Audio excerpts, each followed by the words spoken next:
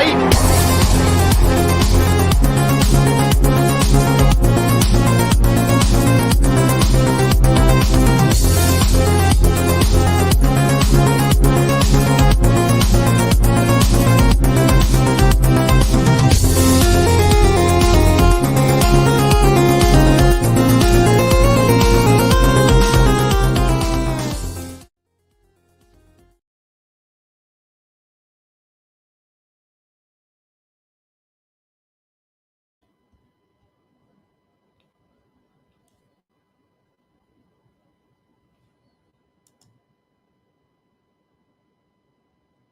Hey, how's it going? Welcome to Tournament Fights. This is number 158. We're doing Best Movies of 2009 Ladder Series Part 1. So for anyone who's followed along our Ladder Series, we always do 3 parts. So, our yearly Ladder Series, I should say.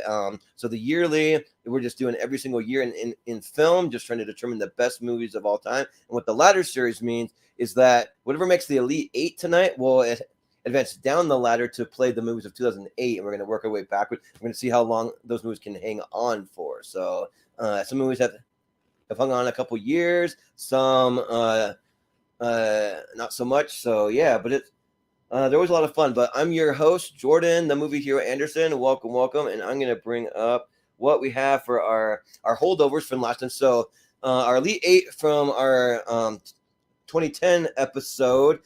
You will see in here Fright Night from 2011, Moneyball, The Social Network, Tron Legacy, The Town, Inception, Machete, and Kick-Ass. So you'll see those movies in there. They're not necessarily from 2009, but they're the holdovers. So, but yeah, but we'll go ahead and we'll introduce our panel for tonight. We'll start with my co-host. We have Austin Pez Howell. Yeah. How's it going? Well, 2009 was a weird year, I'm sure, as Malcolm might talk about. Could look very similar to next year's 2024 in that it was the year after a writer's strike. So it could be very similar to that, where maybe there was some decent stuff and some not so good stuff. Yeah, right. Yeah. So yeah, it'll be kind of interesting. And also, don't mind me, I'm getting over a cold, so like in order to like not be going like this into the mic, from dry mouth, I have some cough drops and not be coughing. So just bear with me. I'm on the mend though. So but we also have Malcolm Lay. You're going, Malcolm? Yeah, when I was working out the list for this, at the moment it was looking like there was probably going to be able to be condensed down to a 64 because I was going down the list until I got to near the end of the year where all the good stuff was starting to come out. So Right. Yeah. Right. Well, maybe there'll be some easy matchups here. Then we'll just be like, is anybody vote for that? Yeah. Put that one through. Yeah. That's fine. So we'll see what happens. I do have a decent amount of blind spots. I watched 3 movies for this, but I still got a decent amount, so we'll see. But we also have Maria Hammond. Hi. Going? Hey. I'm good. How are Hey. you guys? All right. We're doing good. Yeah, we're excited for this. Should be fun. Yeah, I'm excited to hear what everybody thinks. Yeah. And I'm, we also I'm, have. I'm here to crush your dreams. Sure. Yeah. Yeah, As lady- always. Not really. you're- Not trying to take any No less. You're the, controversy. You're the female hot taker on the Movie Hero Network. Yeah. Right. Yeah. I know. I got to thinking about that the other day. That it seems like that I do that a lot, but I've seen him for so long because I'm older than the rest of you guys, and I've always seen him a lot. And I just don't get tired of him. So Yeah. that might be part of my problem. I need to just pep it up here. So That's all good. try not to Well, be usually- the downer. Malcolm is our male hot taker here, so we got you both here tonight. Well, that's good. I love Yeah. Malcolm. He's a great guy. Mhm. Yeah. So maybe the two of you might be on the same page. Maybe we'll see. but I don't think we are. but From last but- time, anyway. yeah, we also have joining us. We have Mr. Michael Wolfman Wyndham. Yeah. Oh yeah, what's up, guys? Super excited. Always love doing the ladder series with you guys. I am 2009. You're right. Very interesting year because there was some like really good to even great movies, and then there was some Trash. really not so good movies. Yeah. in 2009. So it's definitely interesting. This will be a fun one to go through.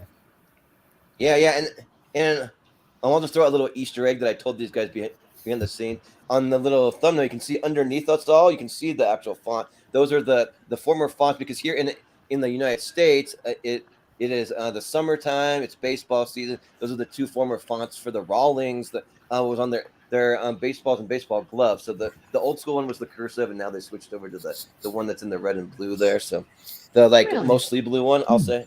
Yeah. So yeah, but anyways, yeah, just a little fun fact. But we'll go ahead and we'll jump into it. We'll have one more person join us. Richie's just wrapping some things up with his girlfriend, so he'll be here in a minute. So, but Austin, if you want to break it down and let anyone know who might be tuning in, how it's going to work tonight. Yeah, so it's the 2009 ladder series. Like Jordan said, we got a few holdovers from 2010 and 2011. A few movies in there that'll pop up here and there. But other than that, it'll be all 2009 movies. So Malcolm has randomized them up and put them in a bracket for us. We got part 1 tonight, and we'll have part 2 on Wednesday night. What we do with the ladder series is leading up to the championship is we'll jot down which ones make the Sweet 16 from tonight and the Sweet 16 from Wednesday night, and those will go into the championship of 32. So really, we're just looking at the Sweet 16 tonight, and then usually on these ladder series, it's like anything goes to the finish to see which ones win these part 1s and part 2s, so we could have some fun movies win those tournaments. So we'll see what happens. But yeah, we'll go around the horn. Everybody will vote real quick. We'll try to keep it to 20 seconds or so if you can, just to keep it moving. And obviously, if there's some really bad movies on there and we all just agree on that, we'll just tell Malcolm move it along and put that one through, and we'll go through it.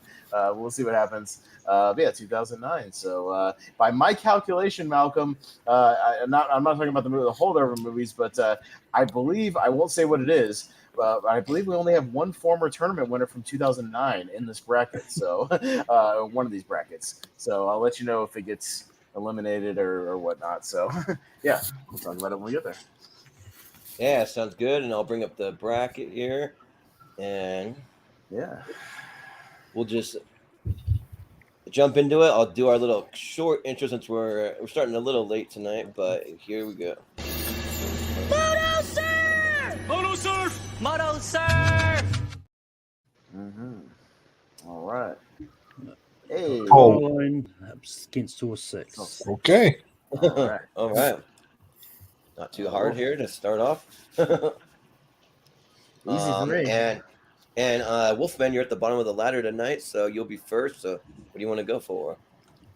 Yeah, you're right. This is easy for me. So I rewatched the re-release of Coraline in theaters when that came out.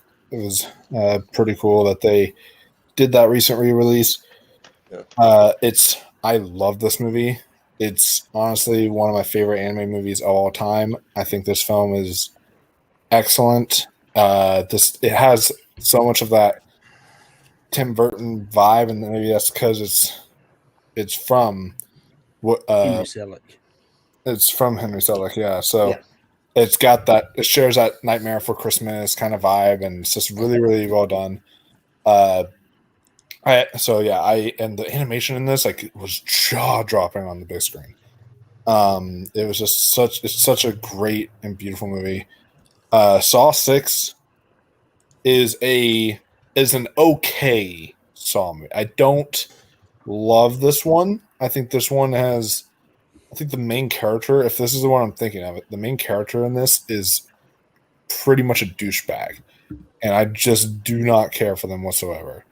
And so, to me, this one's just kind of okay, but I'm still, I can still rewatch it more, and I'm intrigued in what this director will do with Saw X. That's all I'll say.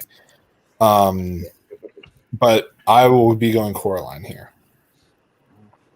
Yeah, sounds good. Maria, what are you going for? Well, I love them horror movies. Yeah, right. Coraline for me, please. Yeah. He already said everything I needed to say here. All right. Sure. Sounds good. Malcolm. I mean, you could argue both these movies are horror movies. When you I think about know, but I mean, Good. But yeah, I'm a big fan of the Saw franchise. I like Saw 6. And I have to say, I really like these posters that they do where you've got the trap with and the number on there. But yeah, I actually watched Coraline for the first time for this, and it's really creepy and good, and just the whole other mother is just creepy, especially when she turns into that giant metallic spider thing. Yeah. It's just creepy now. So Caroline gets my vote here. Yeah. Well, Austin, what do you got? I said this is easy for me because Saw 6 is my favorite Saw movie. So I'm voting for Saw Oh, 6 because that's my favorite one. Yeah, no, I love that movie. The movie's awesome. And yeah, Kevin Grader, like Wolf said, the director of this one is doing Saw X, so I'm looking forward to it. Saw 6. Let's not forget, though, he's also the director of the worst Saw movie. Yeah, I know. Final chapter, I know. Well, we all make mistakes. Yeah. He can redeem Oh, himself. a bad day at the that's office. fine. He can redeem himself. Yeah, well, what's it easy for me? I'm not a fan of really any Saw movies. I mean, I guess I could kind of like 1 and 2, but isn't Saw 6 the one that gets like weirdly political and they're like killing people based off of politics or something like that? It's about the healthcare system. Yeah, it's about the healthcare system. Yeah, yeah, and it's like I'm like, really? That's he's killing bad mortgage lenders and bad healthcare people. Well, yes. Yeah. Doing his duty. Yeah, I mean, it's kind of like a revenge thing. So yeah, but yeah, I got to go with Coraline. Coraline's awesome. I think that Dakota Fanning does a good job with the voice work. Also, Terry Hatcher with the other mother, and yeah, it just gets really, really creepy. And probably out of these types of movies that are all like so similar, Coraline, Frankenweenie, there's a couple other ones, but the ones that are kind of like in this vein, I'm thinking of the Stan one. I don't know space.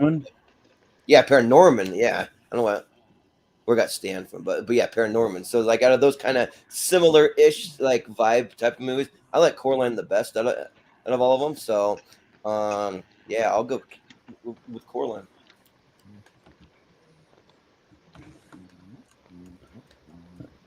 Next up, we've got Moneyball up against Where the Wild Things Are. All right, Maria. Okay. Maria. Well, there's no secret. I love Moneyball. I was blown away by it. I thought it was so interesting. I mean, learned something I didn't know about how baseball figured out. I mean, it seems natural to us because we weren't citizens then. You know, how they figure out what players are good and all that stuff that they put into it. But I mean, to see the creation of that and the pushback and all that, that was very, very interesting to me. Where the Wild Things Are fine. It's good. I read that book to my kids, you know, when they were little, but I've seen it once. It was okay. I didn't love it, but I love it. Moneyball. So I'm going to vote for Moneyball. Yeah. Well, Malcolm, what do you say? Yeah, I remember when Where the Wild Things was announced. I was like, I don't know how they're going to do it. And then when I heard Spike Jonze was doing it, it's just a weird choice to actually direct the hit. Yeah, I thought what they did with it was good. Like you've got James Gandolfini in here, and some other well-known people, but yeah, Moneyball is just really good, and I really like it. So I'm going Moneyball. Yeah.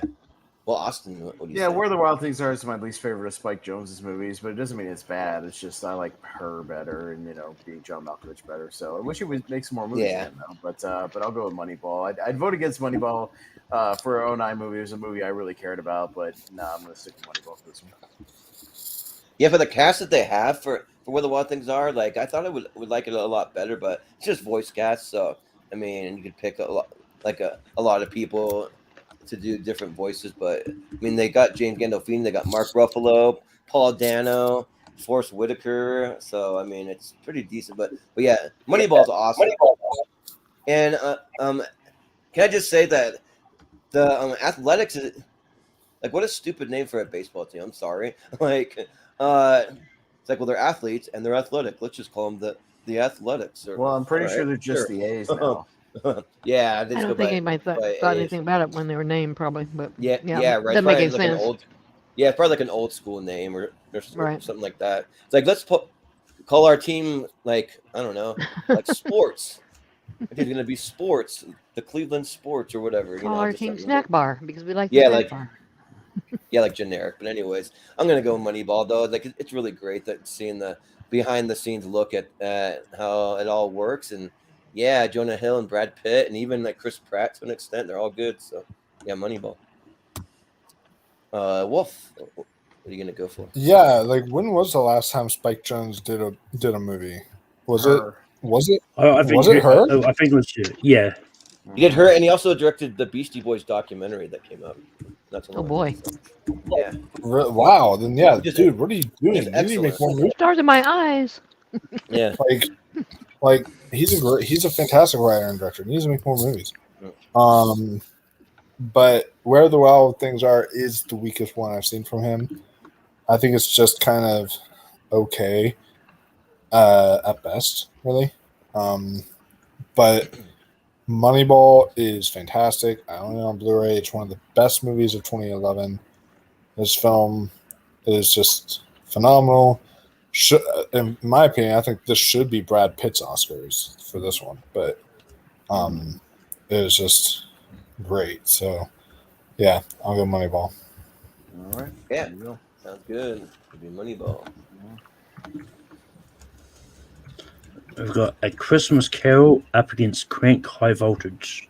Oh man, a battle of two like not good ones. Malcolm. Yeah, Malcolm.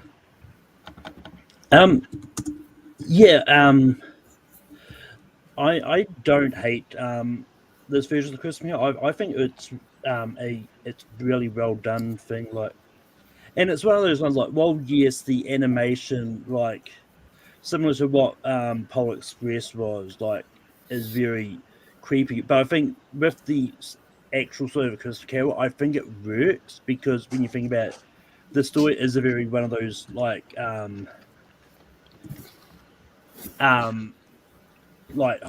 horror-esque type stories as it is. So I think it fits the story. But yeah, and I think and Crank is a good pleasure of mine. I actually really do enjoy it. It's been a little bit while since I've seen it, but I'm actually going to lean towards Crank High Voltage on this. Yeah, Austin. Yeah, Robert Zemeckis' output ever since like Castaway has not been the greatest, and Christmas Carol. I saw this in IMAX 3D. I was like, it was okay, but there's better Christmas Carol movies, and I like the Crank movies. I mean, they're a good time if you just want to turn your brain off and have fun for 90 minutes. So I'll go Crank 2. Yeah. Yeah, I'm not a big fan of the Christmas Carol movies. That the animation style is really creepy with the dead eyes. The what do they do, like Polar Express and like some of those movies that look really weird. And that's another Robert Zemeckis. He likes that animation style. I don't know, but the Crank movies are fun. I think the first one's better, but this one's still fun. Kind of just turn your brain off, like and have fun for 2 hours. So yeah, I'll go Crank High Voltage. Why not? Wolf? I do not like the Crank movies. Oh, no, I've tried this. I have the same issue that Austin has with like the Spider-Verse animation that I do with the Crank movies. This movie is almost too fast, too ADD for me, and I am ADHD, but even I can't handle it. Like this movie is just too bananas, too bonkers, especially the first one. I'm just, Crank is for me. Not really my cup of tea, but also Christmas Carol isn't really my cup of tea either. I thought this film, I love the Christmas Carol story, but I think this one might be the weakest of all the Christmas Carol stories. Like this one, to me, just isn't all that interesting, really. But if you ask me which one I would watch first, I would probably revisit Christmas Carol during one Christmas season more than I would probably revisit Crank High Voltage. So, I'll go Christmas Carol. Yeah, the Crank movies are like those movies that make me feel like I want to like take a bunch of pre-workout and like put it on my big screen TV and just like go nuts on the treadmill or like something like that while he's doing all that stuff. Yeah, it's crazy. Yeah. But Maria, what do you say though? Hot take. I'm sick of Jim Carrey. I just want him to go away. Well, it seems like he is on his own volition pretty soon. I know. I like him. Yeah, yeah. I liked him in the early days and so forth, and I still like him. I just some of these movies he turns on, I'm like, Jesus Christ, go away. Yeah. But I do like the Crank movies, and I love Jason Statham, so I would vote for Crank too. All right. Yeah. Jason Statham. All right. Got the Town up against Invictus. Ooh, boy, oh boy, oh It's boy. easy. All right. Yeah, Austin, yeah, the town is awesome. I really dig it. Great cast. Invictus bores the shit out of me, and I'm not into rugby. So I'm wounded. The town. I don't care about rugby. I still don't understand it, and it doesn't make for a good movie. It's football without pads. Yeah, I don't right. understand what the hell they're doing with the huddles and just kicking it randomly and They're run. talking This about guy runs. I chinks don't in the know. book. I don't understand how it works. I watched it all day and I Yeah. couldn't figure it out. I don't know. It's American football for foreigners, kind of. but yeah, like I'm not as harsh. I don't love Invictus, but I do like it. I mean, and I think rugby's awesome. Like I think that it's like a brutal sport. It might be one of the most brutal sports out there because you don't have any pads and you're just going full blown there and like knocking heads and like it's pretty crazy. But when you think about it, but the town is just like an all timer. There's a reason like it won Best Picture, right? The town, didn't it? No, I think no. so. No. Oh, It Was was it nominated? nominated for, I think, one Academy Award or something. I thought it think was Best Director. Jeremy Renner was nominated for supporting actor. Okay. For some reason I Yeah. thought it got more awards than that, but I guess maybe not. But yeah. But the town is awesome, and maybe it should have got recognized more. So I'll go with the town. No, that was the only Oscar nomination was Jeremy Renner. That's it. Oh wow, crazy.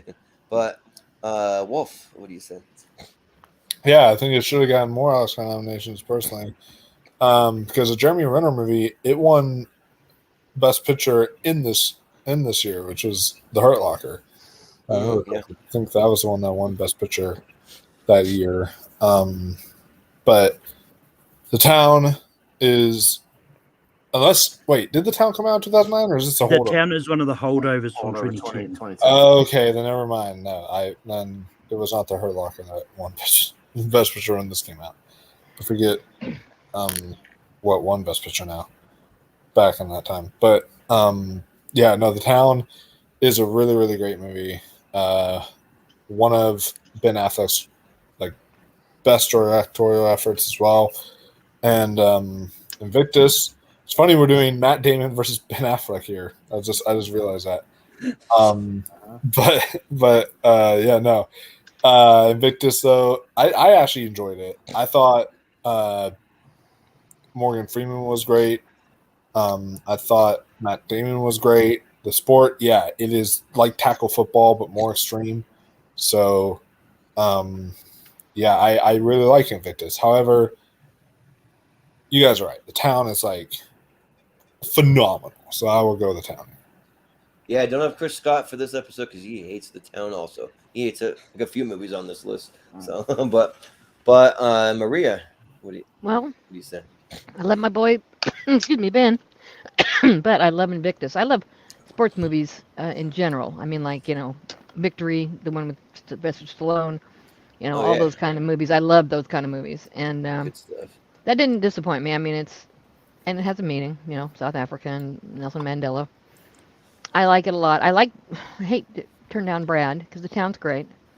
But I've got to always go, whenever I see a sports movie, then I really, really champion it because nobody else does. So I take Invictus, please. Excuse me, Jesus. If I don't choke to death first. She is. Huh. Yes. All right, so you going for Invictus then? She said Yes, please. I'm sorry. Okay. I didn't get it out well. I'm sorry. That's all right. No worries. Malcolm. What do you say? Yeah, I like the town. I think it's great. But yeah, I actually watched the Invictus for the first time for this. It's been one that I've been meaning to get to for ages because like the actual World Cup, like being from New Zealand and that the final was like between South Africa and New Zealand in the movie. I remember the whole story about this final. There's a lot of stuff about it, which is that. But I think the whole awesome. Nelson Mandela, like I feel it was fun, and I think I will stand by. So I think this is probably one of Morgan Freeman's like really best roles personally. So I also would have gone slightly for the Invictus. Yeah. Well, what are the votes town. at? The town. The town. Okay. Yeah. Yeah. I tried, Matt. Yeah. Sherlock Matt Holmes versus Damon. Brothers. Yeah. All right. It's me first. Oh yeah. This one's kind of tough because I really like both these movies. They're both good, but Sherlock Holmes has a great score. I think it's Hans Zimmer that does it, but and yeah, it's a really iconic and good, and I really like the stylized way that they do stuff, where he's like predicting everything, like different like fist fights before it actually happens, and things like that. But Brothers though is phenomenal though, like Jake Gyllenhaal and Tobey Maguire, and I believe that it's Tobey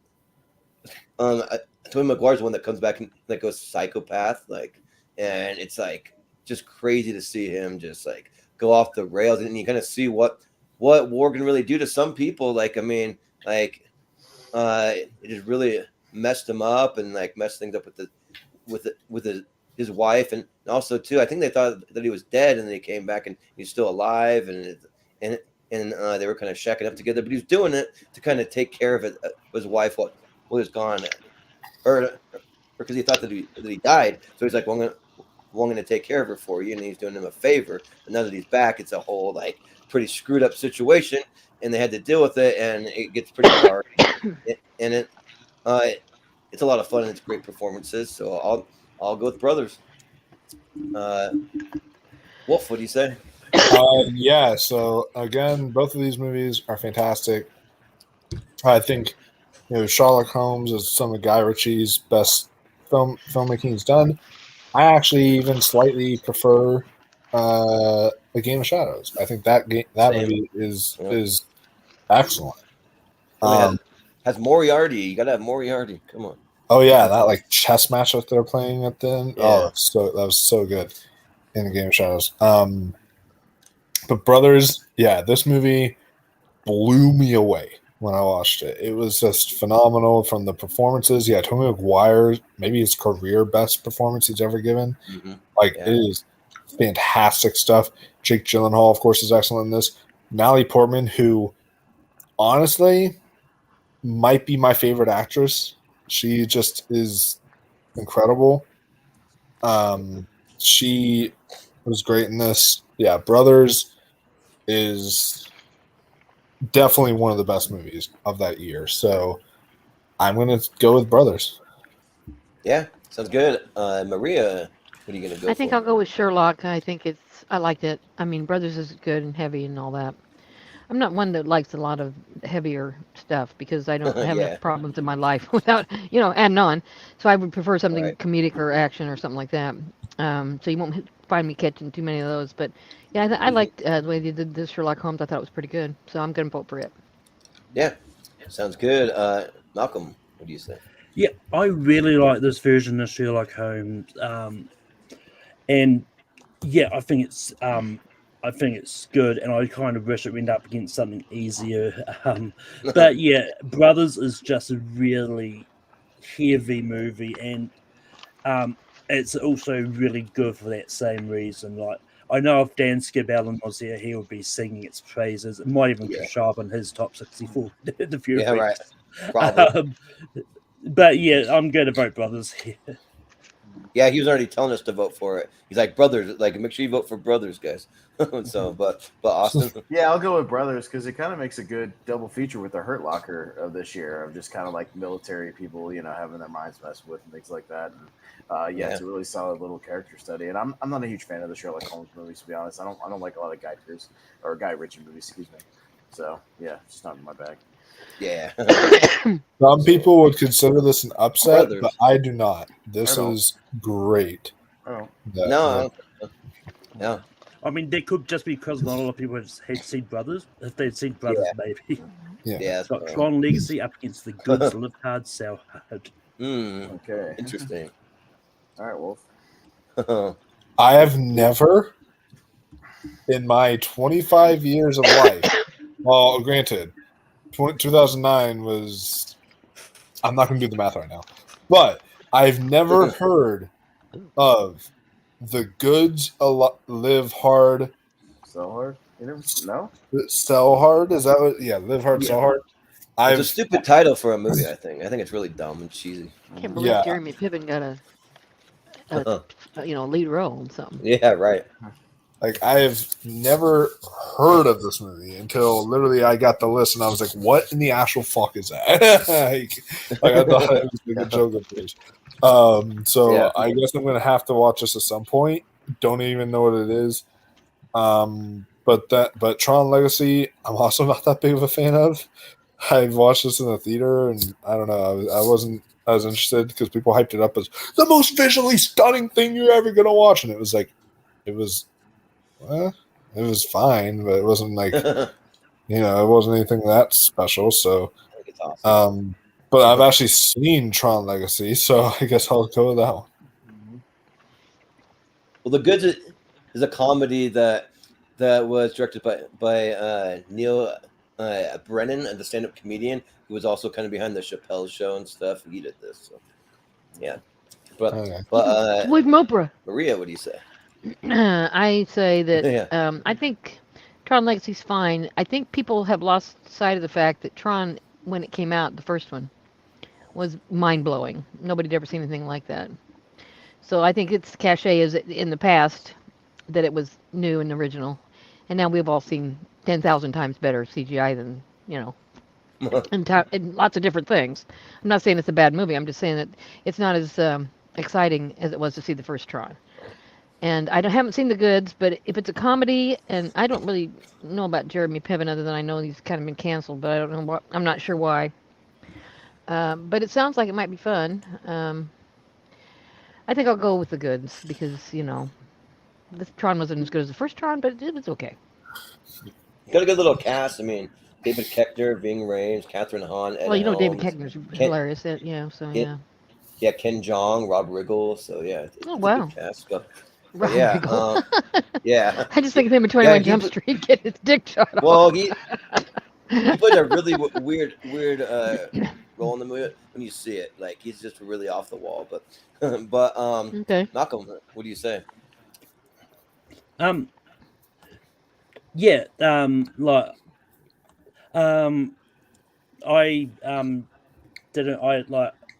didn't watch. I haven't seen The Goods.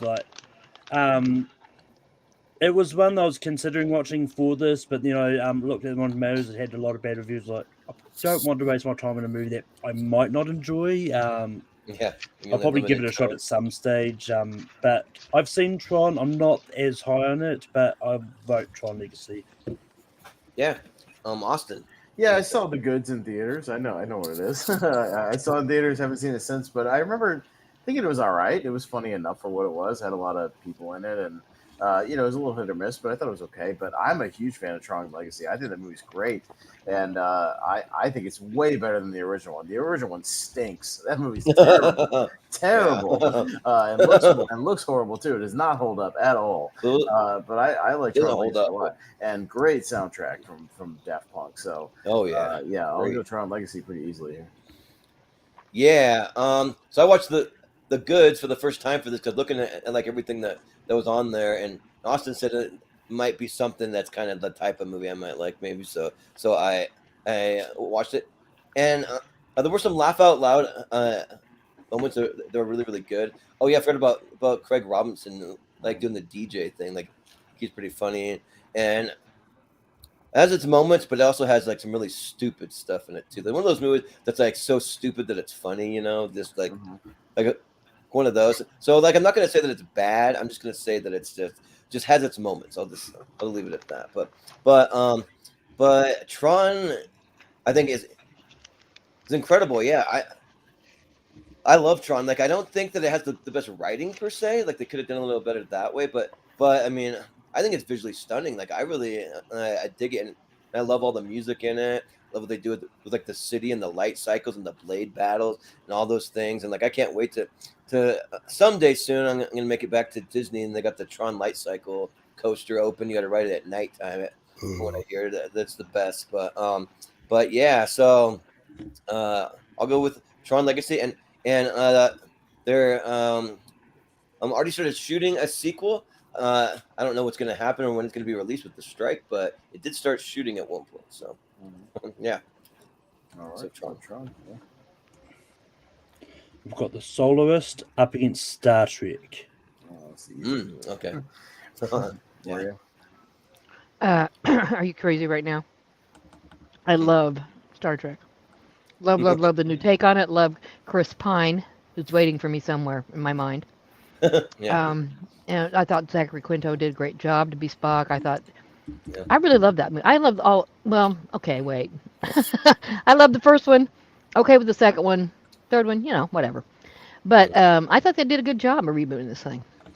And to bring in, Yeah. the old Spock too is fun. Yeah, the soloist. I don't know. It sounds depressing.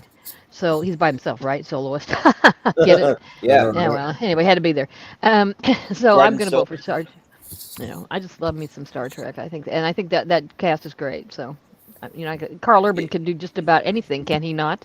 From Bourne villain to Mr. McCoy, Dr. McCoy rather. Yeah, So, yeah, exactly.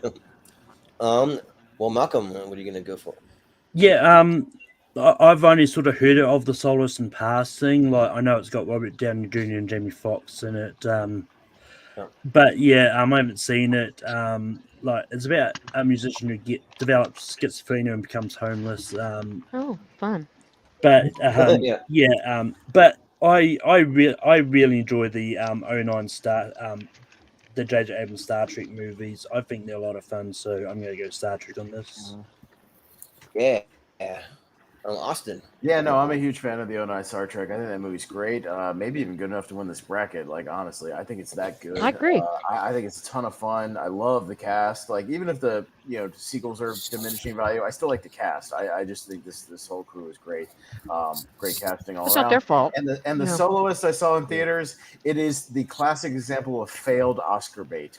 It is like complete. It has all the trimmings of like an Oscar baity movie and fails on every level spectacularly. So yeah, it has all the trimmings, like all the tropes, and doesn't do it. So yeah, I'll go Star Trek. Well, I don't really care about a failed Oscar bait movie, really, because I've never seen the Soloist, but yeah, the Star Trek 09 is awesome.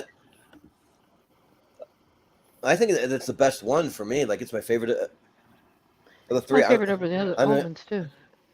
Yeah, because like I'm kind of with you, Maria. Like, I think that the second one's kind of so, and the third one's a little better than the second one, but It's not horrible. I mean, I can watch them, but I mean, the first one I just would love. I could put that on repeat. Yeah, same here.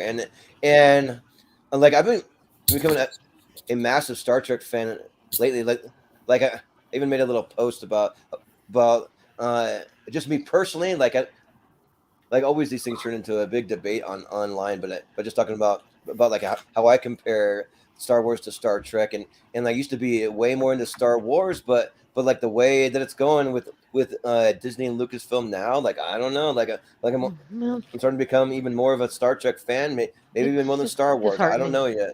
Yeah, but some of the TV stuff is good. Like, it's kind of hit and miss, but there are some really good things. I like the last season of The Mandalorian and stuff, and Andor, but anyways, I don't want to go on too big of a tangent there. I'll just vote for Star Trek because it's awesome. Wolf, what do you say? Here's the question though. So we might make some Trekkies angry at us, depending on what your answer is. Wrath of Khan or Star Trek 2009? Star Trek 09. Star Trek 09. Yep. I'm not a big fan of Wrath of dated. Khan or any of the old Star Trek movies.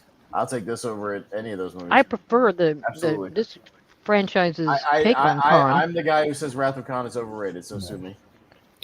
I even like The Voyage Home better than the Wrath of Khan. Like, I like that one better. I do like The Voyage Home. I have to say that, but Yeah, I agree. I agree. Austin. Also, I think I'd take Richie's it. here. Richie's here, by the way, as well. Oh, okay, cool. I'm not paying attention to the green room. But Wolf. Well, anyways, Wolf. Yeah, so because I think I would agree. That's why I asked. Hey, Because I think I would I even agree. liked it.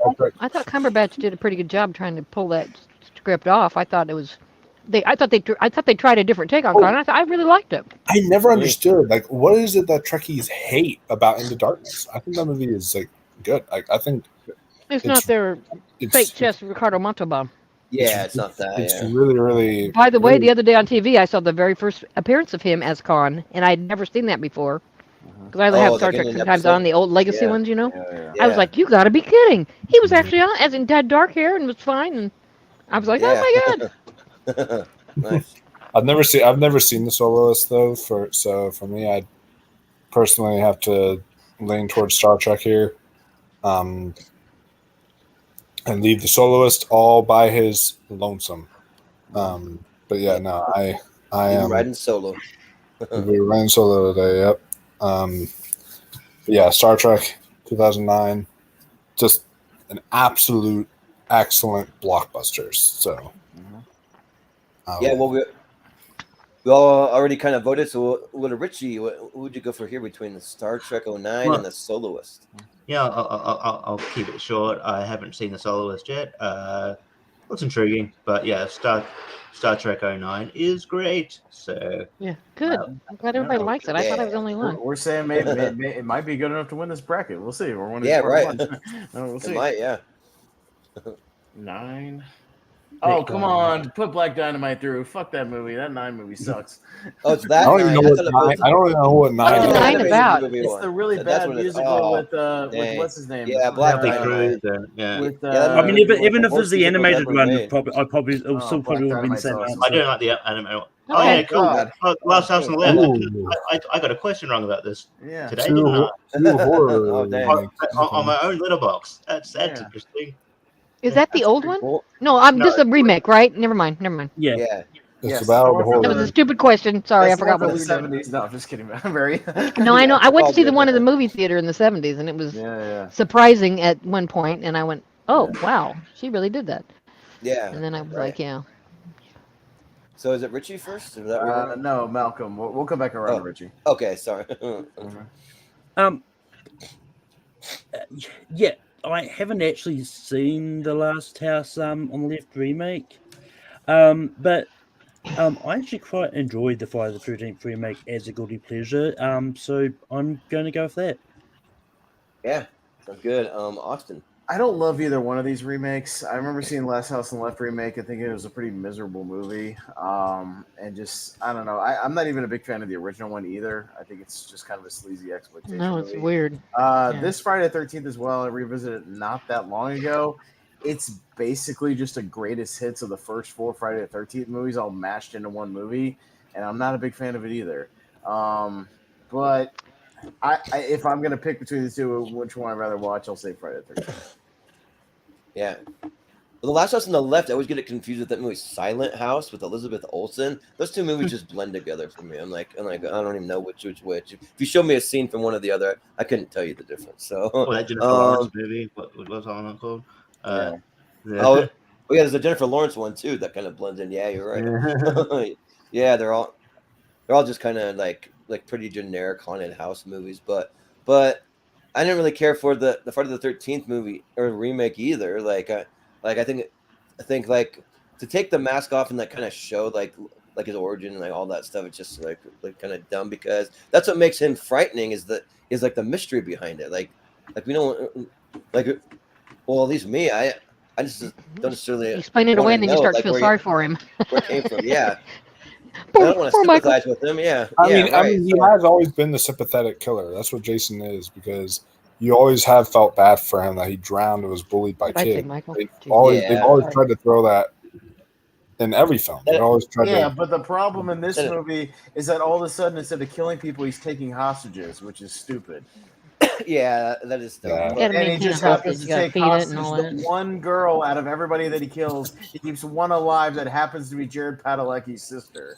Yeah. Yeah, okay. Why does he keep her alive out of all the people for a month? Like, that makes no sense. Yeah. So, Adrian, is that who it is or something like no, that? I mean, that's not played by the Padalecki's. I just mean Jared Padalecki is the actor. Who plays Oh, his brother. Yeah. Okay. Yeah. But so yeah, I actually think I'll just go for Last House on the Left based on lack of anything better. So yeah. Richie? Yeah, I don't like the Friday the 13th remake. I just think it's pretty paint by numbers. Doesn't really need to exist. They're still trying to do another remake off the ground, and they just can't do it. They tried to do a found footage thing. It didn't work. That never got off the ground. That would be a cool idea, though. Not gonna lie. Kind of cool idea, but it never didn't get off the ground. The video game was okay, but yeah, bit of sidetrack. But if you haven't played the Texas Chainsaw Massacre games, decent. Nice. Okay. Yeah, it's really fun. Check that out. But Last House on the Left, I actually like Last House on the Left. There is a change from the original to the remake that is a bit head scratching. I could probably say it, but just because it's like not full on. Yeah. Does it have anything to do with biting off somebody's, It's full on. Not it's not like spoilerific in the sense that it ruins the whole movie. It's just like, okay, so this main chick, in the original main chick, this chick who she is escaping the killers, and she tries to swim in the water. She gets shot and she dies. In the remake, she gets shot the same amount of times. In the remake, she lives, and it doesn't make sense. Weird. She's barely a part modern of medicine's improved. Just kidding. she's barely a part of the movie after that. So why keep her alive? Yeah, that's true. Sorry. Oops. It's all good. It's all good. But yeah, Last Half of the Left is good, and I think Aaron Paul plays a decent bad guy. And yeah, so I'll go Last House on the Left. Yeah, when did the Texas Chainsaw Massacre game come out? That was recent, wasn't it? Like this week. Yeah, like it was like really recent. Yeah, that's what I thought. Yeah. I wouldn't remake How them. I was the don't think they Texas need Chainsaw to. Massacre Texas Death Match on Dynamite, Richie? That was silly that people took too seriously. Yeah. Nice. Well, Wolf, what do you say here? Yeah, so Battle of the Subpar remakes here. Yeah. It's Friday the 13th has going for it, and I own it on Blu-ray. By the way, I own this movie. I watch it on occasions here and there because it's got its moments. I will say Derek Mears was really good as Jason. I thought that there was like the opening first like 20 minutes of this movie I thought was great, of just Jason just mowing through those people. I was like, this is good stuff. And then after that, it declines rapidly. So yeah, there's definitely some good to be had, but some not so good to be had. And it's also like, I like my nudity in Friday the 13th. This one went too far. That scene lasts fucking 10 minutes, all right? Like, you can trim that scene down, all right? It does not need to last that long, all right? Like, you can do more with the movie than just have a freaking 10 to 15 minute long sex sequence in there. It's like, it's so Probably a bunch of freaking... 14-year-olds that would disagree. I was around the age when it came out when I didn't mind. No, I'm Yeah, I didn't mind when it came out. Yeah. I didn't mind. Just could have gone wrong, to be honest. But the Last House on the Left, again, this one's also not great, but I feel like there's some better like filmmaking in there as far as like a well-made, put together film. I feel like there's some better things going on here than there are on Friday the 13th, I guess. So I'll go Last House on the Left. Yeah. Maria, I know you're not into horror movies, but what do you got?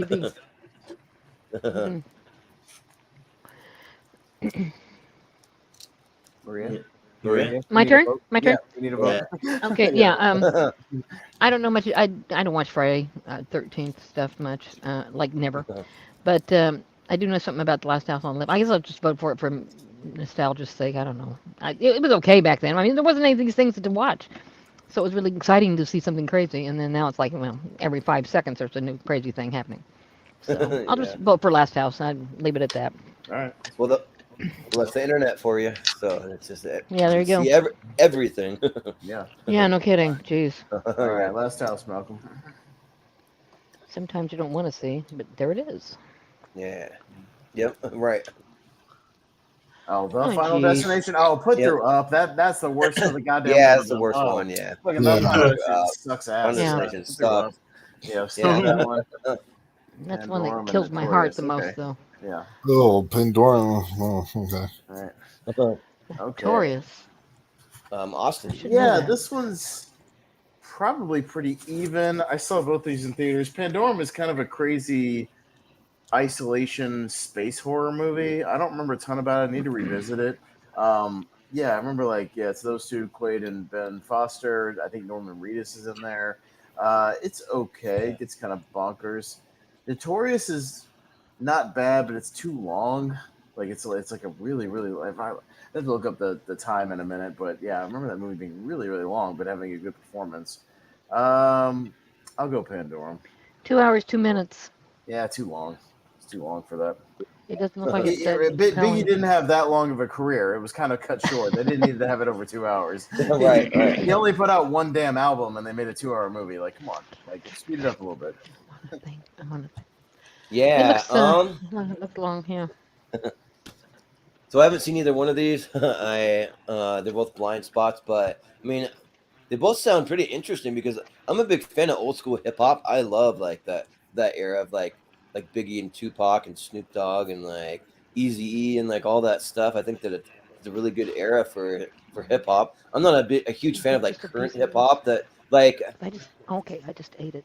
There's some current hip hop that's like all right if they're actually singing and they're not mumbling. I don't like mumble rap, and having Anthony Mackie, I think that's like a cool choice to play Tupac. Thank you. But Pandorum sounds really cool too. So I mean, they're gonna be okay. Maria, we can hear you. We can hear you. I'm sorry. I'm sorry. Oh yeah. I thought I was muted. I apologize. No. I'm done now. All right, just letting you know. That won't happen again. No, good. No, it's all good. So you put these two in front of me. I kind of like the vibe that Pandorum's bringing in the cast. So I'll go with Pandorum. Sure. All right, Richie. Richie, yeah. Yeah, I haven't seen Pandorum. Notorious, I saw in New Zealand, and it's pretty good. I liked it. I love the performance here, and I thought it was really good. She played a little Kim, was pretty good too. It probably was a bit on the long side. I mean, certainly better than All Eyes on Me, which is unfortunately very disappointing. But at least the guy they got to play Tupac in All Eyes on Me looks like him. Anthony Mackie is terribly miscast in Notorious as Tupac. Horribly miscast. Yeah, really that's true. Yeah, I think from reports they're making a Snoop Dogg movie, so hopefully that's as good as well. I wouldn't mind them sort of dipping back in that well of like the East Coast rivalry. But yeah, I think it's really good. Yeah, so I'll go to Notorious. Yeah. Wolf, what do you say? So I've not seen Notorious, but I do own a Tupac documentary I got from the Dollar. Nice. I do not have not seen Notorious yet. I will put that on my list. I have seen Pandorum. It's been a long time though, so I need to rewatch this again because it's been a very long time since I've seen it. But I remember when I watched it, just kind of feeling bored. So I wasn't all that interested really. But that being said, I have seen it. And I want to give it another chance and actually see if my opinion changes and if now older I actually like it more. So I'll lean Pandorum this time. Yeah, and also too, I was just gonna point out they just released some stuff. I did a news a search warrant released for someone that was involved in the Tupac investigation because of forensics and like new technologies that they have. They're able to like reopen the investigation into his murder. So that's kind of interesting. Like it just happened in July. So yeah, but Maria, what do you say? Well, I'm deeply involved in the mystery of the who did what to whom in Notorious and Biggie and Tupac and all that stuff. But no, I'm not. I liked some of their music, whatever. Sean Combs, that's a different thing. So Pandorum, I kind of remember that one. That's Dennis Quaid, right? I mean, they wake up after kind of an alien deal. I guess I'll go with that one. I mean, I've seen that one. I haven't seen Notorious, and I probably won't. I'll be honest, but I think I'll go with the Pandorum. Yeah. Sounds good. Malcolm, what do you say? Muted. Yeah, I haven't seen Pandorum. I've watched the tour sports. I actually really liked it, but the director of this has a very interesting career. So he started off like in '92 with a short film called Paula. Then he did Scenes with a Soul in 1995. He went on to do a movie called Soul Food in '97. Then in 2000 he did Men of Honor. 2009 he did Notorious. 2010 he did Faster. 2013 he did The Inevitable Defeat of Mr. and Pete. 2015 he did The Longest Ride. 2018 he did The Hate You Give. And then this year he did Big George Foreman. He was also a producer on the Barbershop movies. So his career's all over the place. Like Hate You Give is probably his best movie. There's about 5 movies in there I've never heard of. Yeah. But yeah, my vote's going to Notorious. Okay. Yeah. There's also like a random movie that no one ever saw that came out in like 2020 with like about the investigation with Johnny Depp and Forrest Whitaker called City of Lights. Oh yeah. Yeah. That movie got delayed forever. Yeah. I remember that. Yeah. By the way, fun fact: Pandorum, you can rent it for $1.99 on Amazon. So it's going to be Pandorum. Pandorum, yeah. Nice. Pandora. I will rewatch Triangle it. Champions 2012. Oh, 2012 comes out in 2009. Jordan. Yeah. So I had Triangle on my list to watch. I just didn't quite get to it, but it just sounded like a really crazy horror movie about some people on a boat and maybe they get in like the Bermuda Triangle or something like that, and they're like on some kind of like weird abandoned ship or something. But so I've never seen it. And 2012 is fine. Like I'm not like over the moon for it compared to some other disaster movies. It was one with John Cusack, right? I think he's the main guy in it. But I mean, it is decent. So I'll just vote for 2012 because it's the one I've seen. So yeah, Richie. Not over the moon fall for it. Anyway, Yeah. Yeah. Not that movie. I was seeing 2012, and so that's why I'm voting Triangle, which I haven't seen. Because a Roland Emmerich sucks. I can't get it. He's only made one good movie. That's it. How dare you, sir? It's facts. Triangle looks interesting, so I like Triangle. Yeah. Wolf. What do you say? no, what you mean to say is you're not over the moon fall for that. Get it? Because right. did moon fall as well. Oh yeah. That is what he said. Yeah. I thought I didn't hear the fall part. Yeah. But yeah, 2012. I remember loving this movie as a kid. Like when I was like young, watching it, I was like, thought this movie is like great because it's disaster scene after disaster scene. Watching it older, yeah, this movie is a mess. This movie is not I like love how you make me feel old by saying when I was a kid. I was 20. I was just gonna say when you were a kid 10 years ago. Christ. Yeah. Yeah. okay, 10 years ago, I was Damn it. like, I mean, this is more than 10 years old. This is like Yes. 2012. 2009. So, Yeah, okay, all right. You're still making me feel old. And if he feels old, I feel even older. I'm the youngest one here. I'm 25. So Oh my There god, you you go. were a kid. You were like, oh, That's how old I was when I saw it. Like, what do you mean nostalgia? We haven't even gotten to the 90s yet. Fuck me. I was 25 when I saw that movie. When you're in like I weird haven't seen diapers. that of a sperm cell. Yeah. but no, Triangle to me though is a fantastic movie. This movie I will be rooting for hard here. It's one of my favorite movies of the 2000s. This just blew my mind, literally. Like it is crazy where this goes. Like it is just like a mind fuck in the best way possible. I love this movie so much. So Triangle for sure gets my vote. Yeah, I will say Roland Emmerich directed The Patriot. That one's also good. Yeah. And then he did. Oh, then he also did Mike- the Resurgence, Independence Day Resurgence. Oh God. The fun part of the Patriot where they all get burned up in the church. That's great. Yikes. Yeah, No. or like when he gets his head blown off by a cannonball. That's fun. Yeah. But Yeah. Maria? He also did Cliffhanger. He did Cliffhanger and White House No, Down. that was Rennie Harlan. Oh yeah. Oh, is it? Yeah, that's Okay. right. All right. Well, All he right. did do White House Down, but Cliffhanger's Rennie Harlan. That was not Roland Emmerich. Okay, then never mind. He did But that Stargate. was one of my favorites. Did that one? Oh. Yeah, Stargate. That's good too. He's got some good ones. I mean, it couldn't be worse. Yeah. Yeah, I haven't seen Triangle. Probably won't. Looks like it's crazy. I have seen this one. It's not bad. I don't know. Okay, I'll go 2012 because I'm apathetic about both of them. I don't really care. Yeah, sure. Malcolm, what do you say?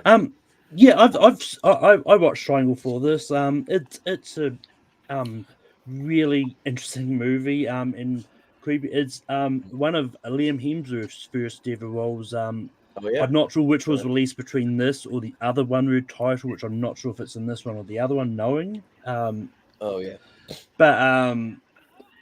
Day After Tomorrow. I forgot about that. Here you go from Steven. But yeah, I actually enjoyed 2012. And like, so yeah, I'm gonna go 2012. Yeah. Austin, what do you say? Yeah, 2012 has a lot of spectacle, but it's a horribly written movie and a terrible movie. But I mean, the best part of the movie is Woody Harrelson as like the conspiracy guy who's right. But I'll go Triangle. Yeah, Triangle's a great sort of time loop horror movie kind of a thing. And speaking of time loop horror, Malcolm, for 2008, make sure you put Time Crimes in there because that movie's awesome. Yeah, don't forget about that one. But I'll vote for Triangle, so that makes it a tie to Richie. Triangle. Mm-hmm. All right.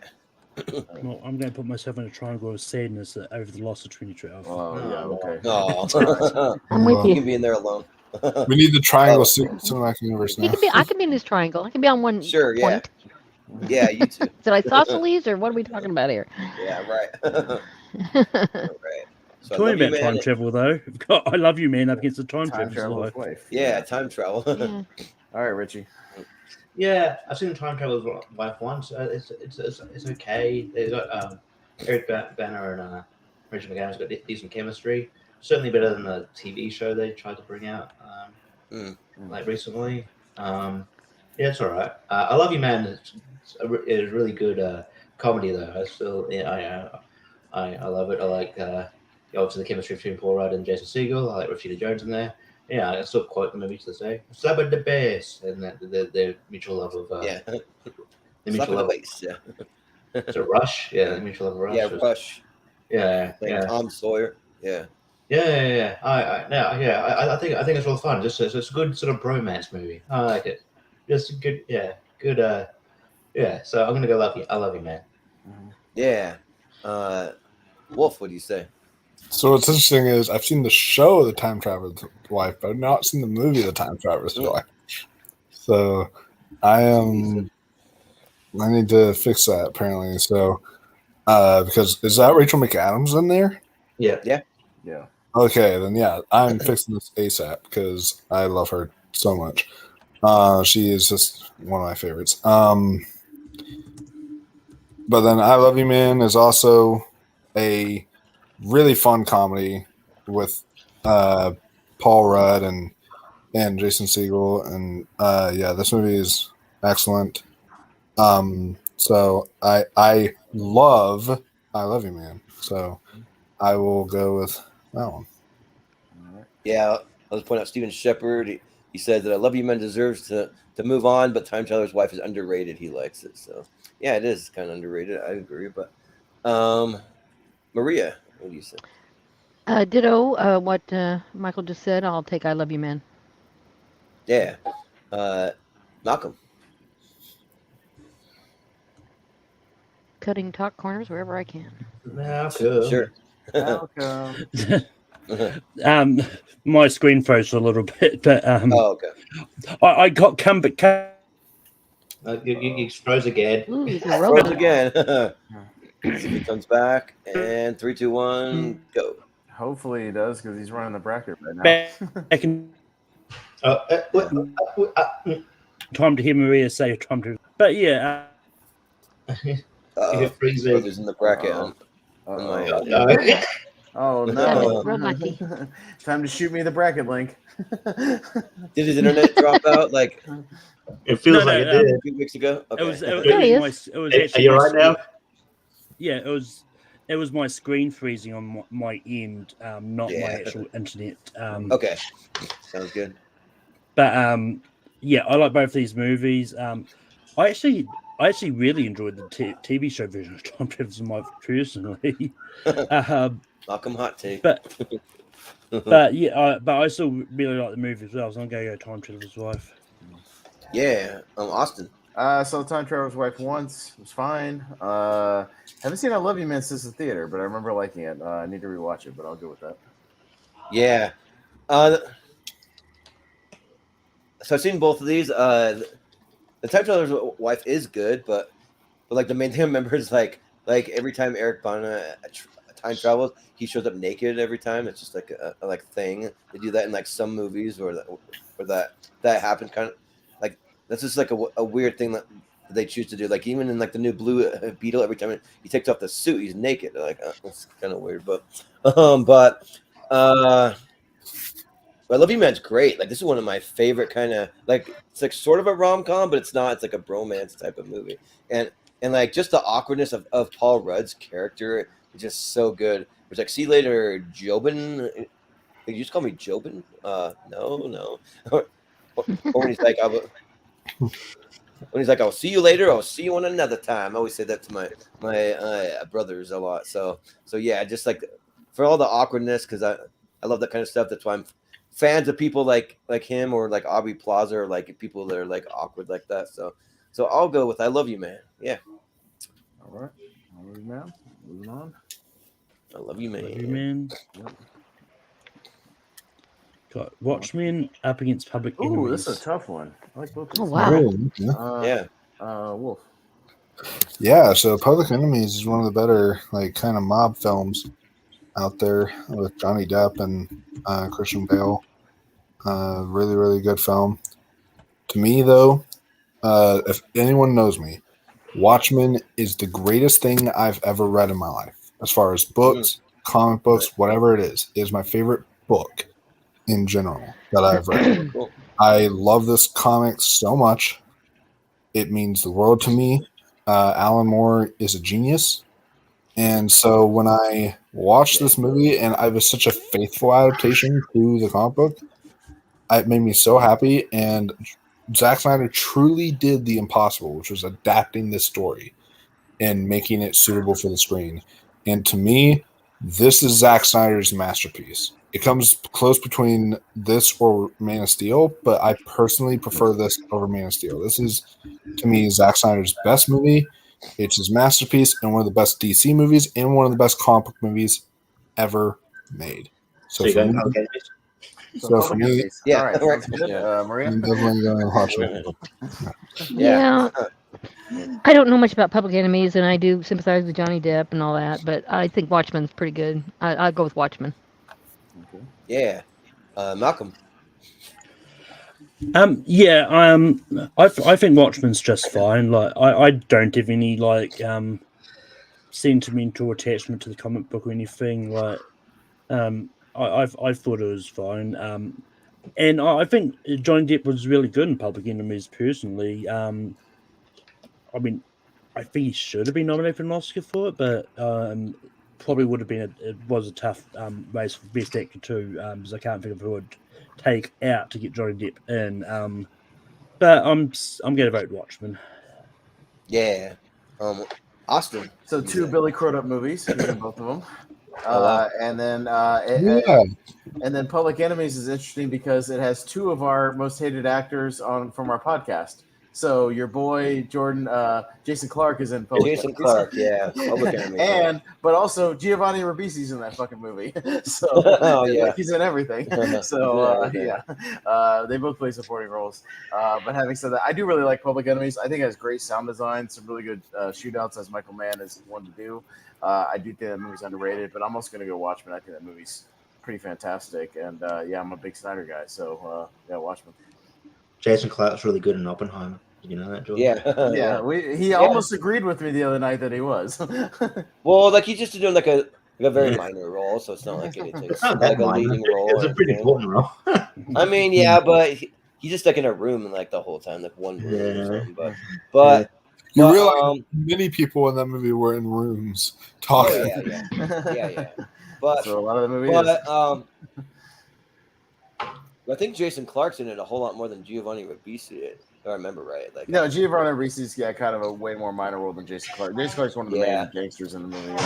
Yeah. But I've only seen Public Enemies once, and like I just don't remember a lot of it other than like Johnny Depp. He was Al Capone, wasn't he, or like something like that, or who was it? I think John Dillinger. Oh yeah, John Dillinger. Yeah, that's what it was. Yeah, and the movie's good, but I mean, like I think Watchmen is incredible. I think this movie's great. Like I'm a huge Zack Snyder fan. Like I think especially for like visuals, like he's so good at visuals. He makes some of them like the most stunning visuals to watch, and I really dig some of the casting choices that he makes for his movies. I mean, Jackie Earle Haley as Rorschach, I think that's inspired. I mean, Jeffrey Dean Morgan's great in it. Patrick Wilson, like Jackie Earle Haley, like that's got to be up there with Robert Downey Jr. and a few other ones of actors born to play that. Like it's just so like born to play. It's so good. Yeah, and like the way that they like do his like outfit, they got the little like Rorschach mask, but then it's moving around and changing and stuff. So that's cool. But so yeah, I'm gonna go with Watchmen because like I remember that like Chris Scott, like we grew up best friends, and he was telling me how stupid it was, but I'm like, I'm gonna watch it. I'm like, you're out of your mind. Like this movie is incredible. So yeah. and I've actually seen people dress up in the cosplay, and actually I have the cosplay myself. And the cosplay like has little ink blots move too, which is really cool. I don't know. Well, that's awesome. Yeah. That would be fun. I forgot how they do that. Yeah, but Richie, what are you gonna go for? Also, take it for what it's worth, Jordan. But you know who agrees with you about your Oppenheimer take? Nope. Who's that? Logan Paul. So there you go. Take it for what it was. Oh, there you go. Yeah, Logan Paul literally said the same thing. It's like it's a bunch of people. Jordan canceled. Talking in rooms. Yeah, Everybody said the same thing. Yeah, Logan Paul can hang out sometime. Yeah. But anyway, I think both these movies unfairly got kind of bit. I mean, Watchmen's a bit more divisive than Public Enemies, but like I think they got unfairly derided when they came out and sort of built a sort of more of a following afterwards. But yeah, I do like Public Enemies a lot. I sort of gain more appreciation over time, but I think Watchmen's is really, really good. So I'm gonna go Watchmen. Well, there you go. Yeah, and don't forget about the TV series either. Brian. No thanks. I'll stick to the movie. HBO. What? I see. Okay, I've watched. I actually do like it. I'm a huge Watchmen fan, as you guys Where's heard that? me. Disney+. I watched the first 5 episodes of that series. Never even finished it. I'm sorry. Really? I couldn't. That to me was disappointing as a Watchmen fan. I was not happy with it. So I was like, reading the graphic novel, the comics, like it was pretty good, but maybe if I read that, it wouldn't fit. Maybe, yeah. Maybe. I mean, the only interesting thing I found interesting is they had the squid raining from the sky in the Watchmen series. And if you've read the comic, you know there's a giant squid monster at the end of the comic. So I thought that was kind of an interesting. Well, I didn't even realize that they had a whole Tulsa massacre. That's a real life thing that happened. Was that not Pretty taught bad. to me when I was in high school or like whatever? Like why They didn't teach those things. Yeah, They might not now either. Who knows? Yeah. But anyways. All right, we got to move on. Yeah. Maria's up first for My Sister's Keeper and Observer Report. Yeah. It's a report that's Seth, right? Rogan? Yes. Yeah. Okay. My eyesight's wonky sometimes. That sister thing was complicated. A bunch of two women bitching at each other about the problems and so forth. I'll go with Seth, Observer Report. Right. Yeah. Is that what? Haven't seen it. Just would- that's my take on the cover. You would hate it. Like it's the most It's a- saddest, depressing movie I've ever seen in my entire It's a life. cancer Well, movie. I can't handle all this. I got family drama of my own. I don't really need to take on anybody else's, you know? Yeah. Malcolm, what do you say? Yeah, I like Observer Report enough. Like, it's definitely better than another movie that's going to show up at some stage, whether on here or the next one. Ooh. But yeah, I'm a big sucker when it comes to drama movies, and I think My Sister Keeper was such a really good drama movie. Especially like when they're tackling with the subject of cancer and all that. But goody. yeah, I think it's just like a really good movie. I think it's like Cameron Diaz is really good in this, so I'm gonna go My Sister's Keeper. Yeah. Austin. Haven't seen My Sister's Keeper. Observer Report's in my top 64. I love that movie. I think it's a phenomenal dark comedy, and it goes some crazy places. Great kind of almost like a Dirty Harry sort of revenge fantasy thing where you don't really know what's real and what's not eventually in that movie. But great cast, and yeah, I'm a huge fan of that movie. So Observer Report, sure. Yeah. So My Sister's Keeper like might be the saddest movie of all time that I've ever seen. So I was just going to bring Great. up Steven's comment because he said that it's one of the most heartbreaking movies he's ever seen. Cameron Diaz is incredible. The whole cast is incredible. I hate this movie because it's so sad. Because like literally, like the whole synopsis is Cameron Diaz is a mom and she has a first daughter that has cancer. But then she has a second daughter just so she can use the second daughter to take the bone marrow Stem cells and to stuff. use Yeah, for the yeah, other yeah. daughters. In the stem cell, and like for anyone who's even remotely familiar with that, like that's a very painful process to do that to like even It is. donate it. Like it's very painful, and it's something where like they go back and forth. They have to grapple with it, and it's like Cameron Diaz. Like I kind of feel like it's like a horrible mother to do that to the daughter. So Abigail Breslin, she eventually wants to get herself emancipated so she can make her own decision because her mom's not giving her any choice. She's forcing her to do it like against her will, and she doesn't want to do it. And it's like a really heartbreaking story. So It is sound. so that's way too sad for me. Like every time I have tried to watch it, like maybe like 2 or 3 times, and like I turn it off after like 15 minutes. I can't do it. So yeah. And Observer Report is great. It's like a 10 times better version than Paul Blart Mall Cop. And it's a lot different to it too because there's more of a story, better writing, and better cast and everything. So I'll go with Observe and Report. Richie, what do you say? Yeah, I've seen My Sister's Keeper. It's like, yeah, definitely not. I don't know. It's probably not my type of. I don't know. Probably it's a movie. It's a touching movie for when I like get in touch with your emotions. Feel like you just want to watch a movie with your girlfriend on the couch or something, or your girlfriend puts it on. You're like, okay, I'll watch it. Fine. But yeah, it's like I guess it's one of Cameron Diaz's better performances. It's decent. But like, yeah, I probably had to come. I need to sort of come back to Observer Report. I remember not liking it when it came out. I guess I wasn't ready for that kind of turn for Seth Rogen because we used to sort of before that he was the fun-loving sort of stoner dude, and and then I wasn't ready for that sort of that dark of a comedy. And then I just sort of like he was so unlikable. But I think that again, I think that's the point. But yeah. Yeah, so I don't know. Like, I guess I'm not going to really watch Sister's Keeper again. I think I've got what I can out of that movie. I'll give Observe and Report another shot. So based on that, I'll go Observe and Report. Yeah, sounds good. So, Wolf, yeah. Yeah, My Sister's Keeper, again, it's super, super emotional. Like everyone's just saying, but I feel like it's almost to the point it's manipulative to me. Like, yeah, like I would agree. Yeah, it's not like Very manipulative. it's not like a natural kind of like like I've seen more depressing movies than this, only in the sense of they naturally made me feel just so sad afterward. Something like Schindler's List, or something like That's always a fun night. Yeah, or something along those lines, to where I just feel more like almost like where you feel more filled, I guess. This doesn't fill you with emotion. It's just there to just bang you over the head with emotion or something. So yeah, I'm not really that big of a fan of My Sister's Keeper. Haven't seen Observe and Report yet. I need to check it out. But because of what you guys are saying about it, it actually makes me really want to check it out. I love dark comedies. So And it's a hard R too, so it's not cheesy stuff that Paul Blart brings. Yeah. Ooh, yeah, nice. I'll definitely. Let's I get a think segue. this one. Yep.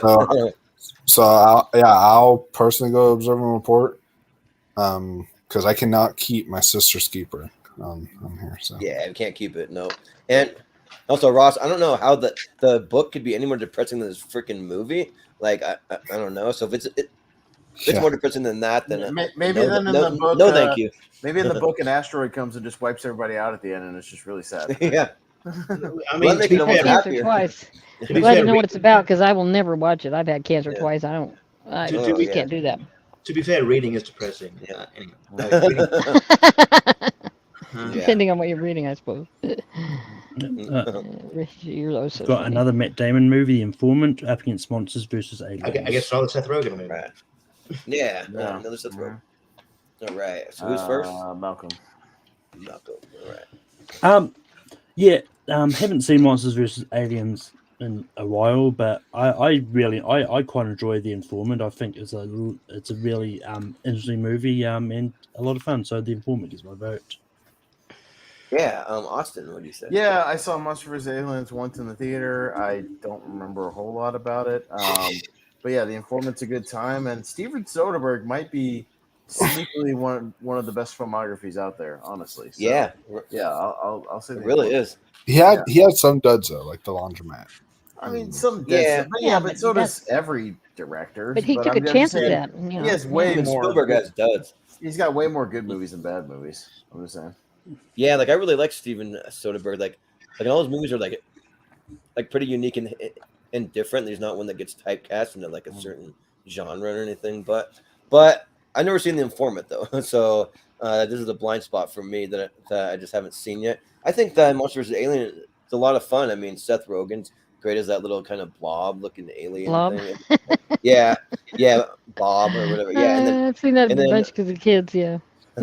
yeah, and Reese Witherspoon's good as the giant girl, and then Rainn Wilson's in there. So and That's her. Paul Rudd, Will Arnett. So it's got a pretty good cast there. John Krasinski also. So yeah, I'll go with Monster vs. Alien. I think that's actually like, as far as DreamWorks goes, like it's one of the better ones. It's not as good as like a Kung Fu Panda or Shrek or anything, but it's like one step below that. So I'll say that. Yeah.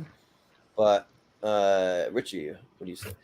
Yeah, I put The Informant in the same camp. I put like Observe and Report in the sense that like when I watched it, I didn't really like it, but I think it's due for a rewatch. Where when I watched Informant, I don't know, I was obviously quite a lot younger, and it didn't really hold my attention the way it probably would now, and so I probably gain more appreciation for it if I watch it now. So yeah, and Monsters vs. Aliens, I remember enjoying. It was a good film, but yeah, it's sort of one that's gonna, kind of One and done. sneaks under the radar a bit, and it's not blowing. No one's going to clamor for a sequel or anything like that. It just sort of sneaks under the radar. It's a decent film, and so because I've seen it, I'll go Monsters vs. Aliens. But yeah, I'll need to give Informant another watch. Yeah, I feel like the only thing I know about The Informant is that the one where like Matt Damon gained a little weight to be like kind of pudgy looking for the character. So yeah, but Wolf, what do you say? Yeah. So The Informant is one of my Steven Soderbergh blind spot. I will see this one. I've been wanting to see this one for a while now, so I would definitely see this one when I get the chance to. If it's streaming anywhere, let me know because I'll definitely want to check it out. But and I would have checked it out before this episode, but I didn't have time. Monsters vs. Aliens. Yeah, this one's a fun one. I remember enjoying this one when I was younger. I haven't seen it in a long time though. But I want a Seth Rogen match. We have an Observe and Report. Battle of the Seth Rogen movies would be fun. So let's do Monsters vs. Aliens. Yeah, sounds good.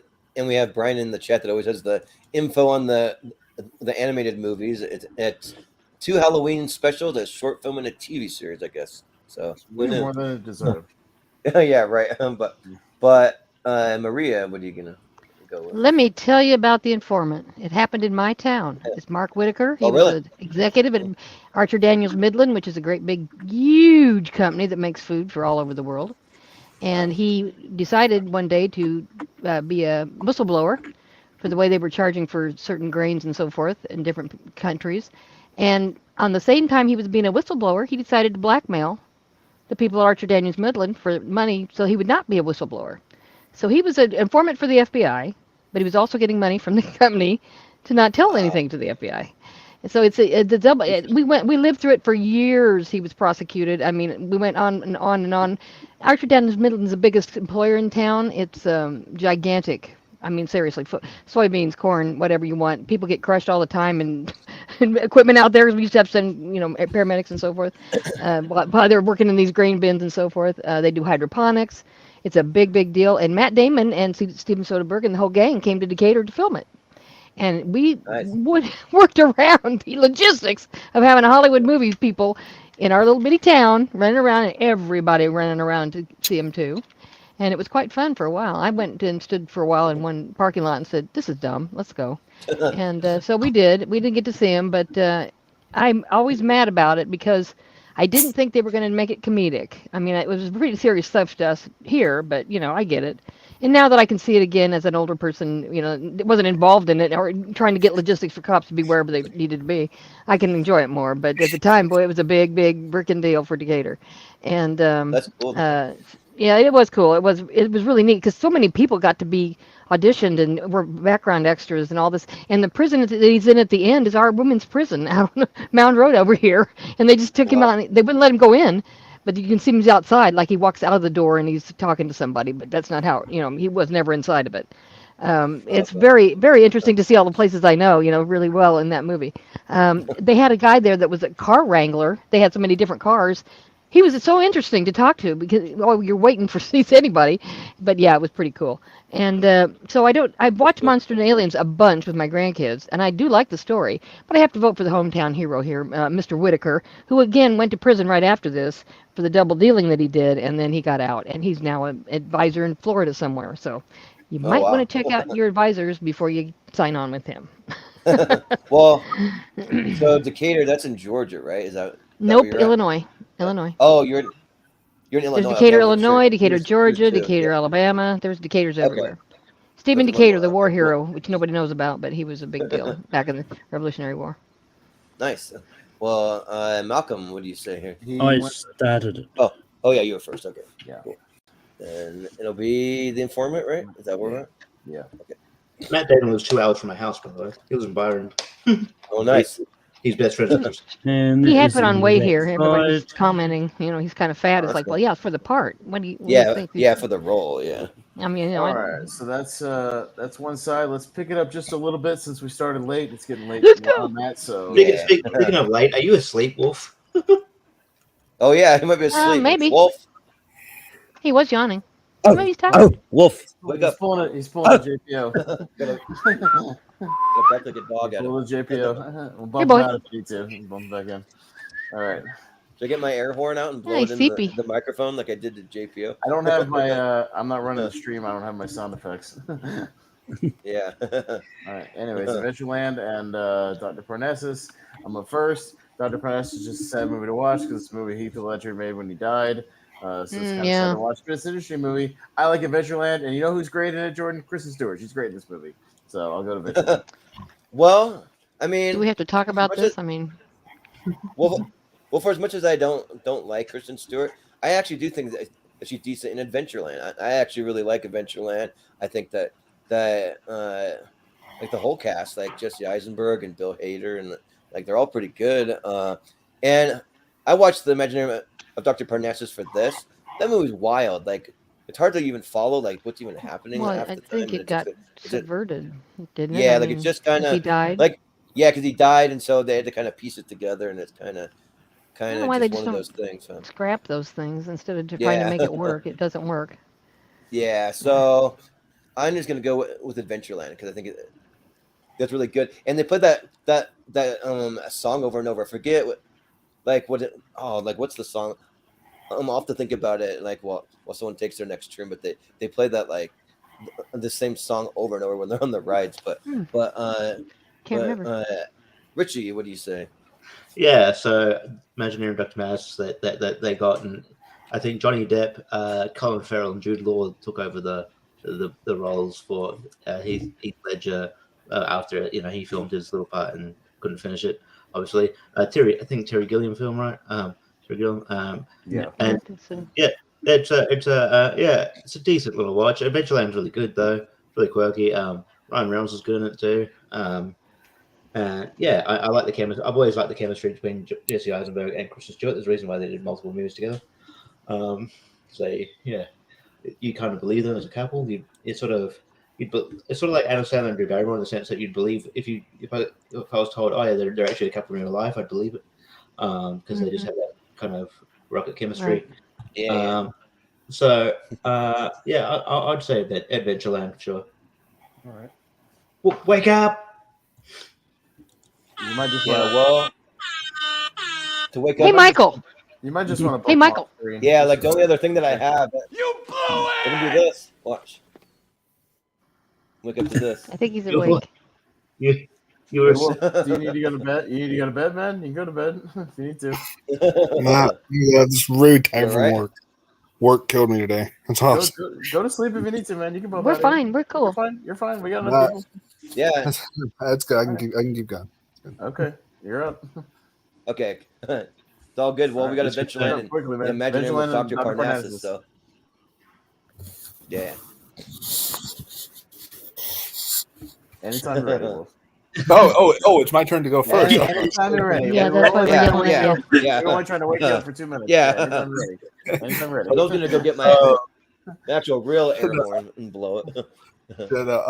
So, no, I have not seen the Imaginarium of what? Dr. Dr. Parnassus. Whatever his name is. Parnassus, yeah. Parnassus. I've never heard about it a day in my life. So maybe at some point I'll check it out. I have really no eager need to like go visit that one.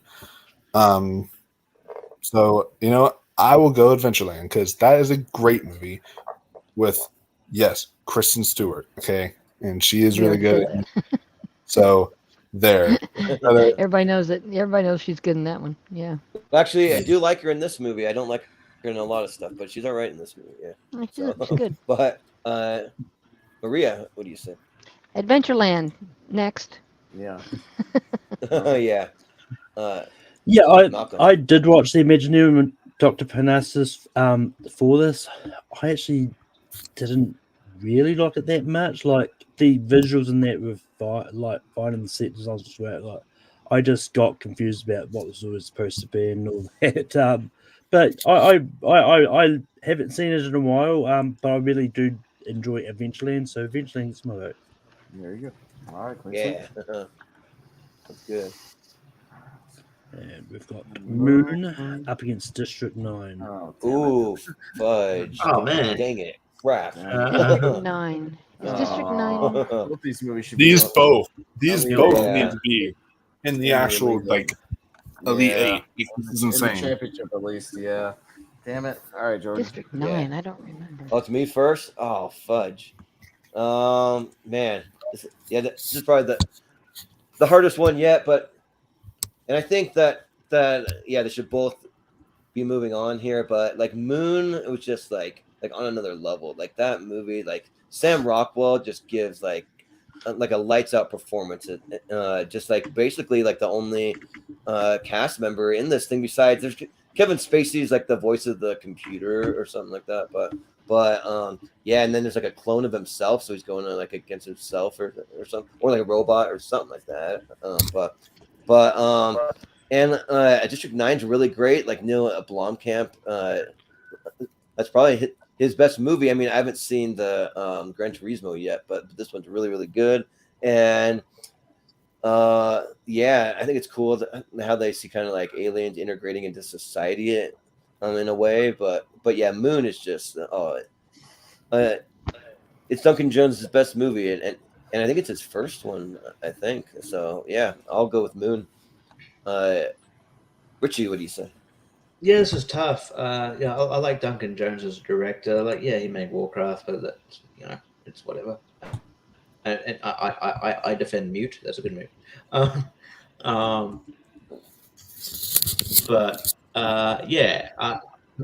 Sam Rockwell's really good. I guess because I'm on a Neil Blomkamp kick at the moment, because I really liked Gran Turismo. I think it's really good. Yes. Go check that out. It's really fun. It's just and I in the camp of Neil Blomkamp. Neil Blomkamp hasn't made a bad movie. He's made divisive movies, but I like all his movies. You can, I like Lisa, I like Chappie, and I like, Did you like Demonic? That's probably one I haven't seen. So I'll watch that. But as of now, I will say that he hasn't made it. But and Moon's great, but I'm on a Neil Blomkamp kick, so I'll go District 9. Yeah. Wolf, what do you say? So both of these are excellent sci-fi films. I agree wholeheartedly, guys. Go see Gran Turismo when it releases next weekend. If it, in a 40S theater, if you can find it in a 40S theater, because the racing scenes tonight are amazing. But with that said, these are two great sci-fi movies. Fun fact, District 9 was actually originally supposed to be a Halo movie that was going to be directed by Peter Jackson. But then that completely fell under the wraps and did not at all play out. And so they made what is now District 9. So, and better for it, honestly. I love Halo, but I think District 9 is fantastic. So, so I think this movie is excellent. Although if you see my top 64 list, you will know that Moon is in like my top 40, top 30 favorite movies of all time. This movie is excellent for me. I think this movie is great. Sam Rockwell gives a tour de force performance. Should have been Oscar nominated for this movie, honestly. Like, he was that good. Just this film sticks with me every time I watch it, and it's just one of the most beautiful, most poignant sci-fi movies I've ever seen in my life. And so I am going to say Moon for sure. Yeah. Maria. I'll go District 9 just to be different next. I don't have anything to say about either one of them. Try to cut some time out. Sure, yeah. Malcolm. But yeah, for the longest time, District 9 has been a big blind spot of mine. I just haven't got around to it. I did watch it for this. I don't get why this gets a lot of love. I thought it was fine. I just didn't think it was overwhelmingly good. But maybe that's partly because of all the talk up it has been getting a lot. I don't know. I really loved Moon. I thought it was great. And yeah, I don't mean to vote against the movie that was produced by my doppelganger Peter Jackson, but I am going to have to go Moon. Yeah. Just funny because he once was almost maybe going to be part of District 9. I don't know, involved with that. Yeah. But Austin. Yeah, they're both really good. I like Moon a lot. I'll also go District 9 because, like Richie, I'm a Blomkamp defender. I think he's a good director, and I'm so glad Gran Turismo is great, and I hope he's back now. So I hope it's a big hit when it kind of goes wide. So I can't wait to see it this weekend. So it's a tie to Wolfman. You know what? This film doesn't get enough love. Let's put it through Moon. Moon, yeah. Fan freaking tastic. Oh, fucking drag me to hell. Let's move on. Drag me to hell. Move on. Yeah. Move on. Drag me to hell. Come So on. Don't you want the maybe drag me vampire? to hell, or are you just asking someone to drag you to hell? I'd rather get dragged to hell than drag me to hell. Yeah. All right. Anyways. Geez, that escalated quickly. Yeah. Oh right. man. Okay. Richie, I guess Underworld, Rise of the Lycans, whichever one that is, and the Brothers Bloom. Yeah. Yeah. Because the problem is that beyond that, which one is that? Yeah, which one is it? Beyond the first two Underworld films, which I defend, the other ones are kind of just blending together. I believe this is the third one. Well, it's the Ryan third Johnson. one, but Kate Beckinsale's barely in the third one. It's Bill Nighy's movie. And it's a Lycan movie, so I don't know. In either way, so that the post is misleading a bit. But yeah, don't know, like underworld movies. Like at one point, you just sort of go because Kate Beckinsale looks hot, and she's not even in this one that much. And yeah, so much. I haven't really seen Brothers Bloom, but it is directed by Rian Johnson, who I really like. So I'd more likely watch that over an underworld movie, which they're very bland, and I heard that they might be doing another one, or remaking. I don't know. I defend the first two, but I'm not a huge fan of the rest of them. I think they're pretty bad. They're kind of on par with like Resident Evil for me. So I'll go Brothers Bloom. Yeah. Wolfman, what do you say here? Yeah, never seen the Brothers Bloom, but you said it was directed by Rian Johnson? I think so. Yeah. Yeah, that's what it says. Interesting. Okay, that has me more intrigued. I am actually interested in seeing this now because otherwise I would have given it to Underworld Rise of Lycans. I hate that movie, but I hate most of the Underworld movies. Like they're just, here's the question though. Let's settle this debate once and for all. Underworld or the Mila Jovovich Resident Evil franchise? Resident Evil, because you have more fun with it. Yeah, the first Resident Evil is good. Yeah. Both of these franchises are just suck though for me. But Underworld's like bottom of the barrel for me. But Brothers Bloom, I'm definitely intrigued by that now. That's a Rian Johnson film. So heck, yeah, I would definitely give that my vote for yes. Yeah, sounds good. Maria, what are you gonna go for? First of all, Rian Johnson he blows. I'm sorry, I hate that movie, that Star Wars movie, and never forgive him for it. And I'll take Underworld, please, for 5. That's it. Sure. Yeah. Malcolm. Yeah, like I watched Brothers Bloom for this. It's not the best Rian Johnson movie from this was I don't think it's going to be bad. This is definitely one of the earliest ones. And it's, I mean, it's fine. I don't hate it. But fun fact, this is actually the second movie starring the guy that played Max in Where the Wild Things Are, because he appears in this movie as well. Max Records, whatever his name is. Yeah, Max Records. That sounds like a record company. That's a cool name though, Max Records. But that being said, I don't like Underworld Rise of the Lycans. Brothers Bloom gets my vote. Yeah. Austin. Brothers Bloom. I cannot believe they made 6 Underworld movies. That's absurd to me. Yeah. Who the hell was watching all these goddamn movies? Like who was? And there's a rumor. There's a rumor there might be another one coming out. Oh, God, enough already. Jesus Christ, enough. Go away. Same with the Resident Evil. There's a rumor there's going to be another one with Mila Jovovich. My God, you've made another one. You've already made the last one. Yeah. You literally made the final chapter of that one. Yeah, the final. Yeah. It's like, don't call any movie the final chapter unless it is set in stone, nail in the coffin, final chapter. Serious. Yeah. Well, in the case of the Friday 13th, you wouldn't have gotten my favorite in the franchise if they didn't go past the final chapter. It's the only exception. Well, didn't Friday the 13th have 2 final chapters? I don't know. No, it had the final chapter, which is 4, but then my favorite, which is 6. It goes to hell, the final Friday. Yeah, the final Friday. Yeah, the final Friday. Yeah, yeah. And then had Jason X a couple years later. Yeah. But yeah, I've seen the Underworld one, I guess. The Rise of the Lycans, and the first Underworld movie is bad. This is the worst one of the whole franchise. Like you're right, Austin. Like, who is this for? I don't get who the F this is for. Because back in the day, I used to work at a Hollywood Video, and like this guy came in like raving, "Oh, Underworld, you got to see this movie. It's got so many cool effects. It's like a really cool movie." And like I couldn't even like get through it. Like it was just not good. Like and the first one is even better than this one, but not by much. Like barely.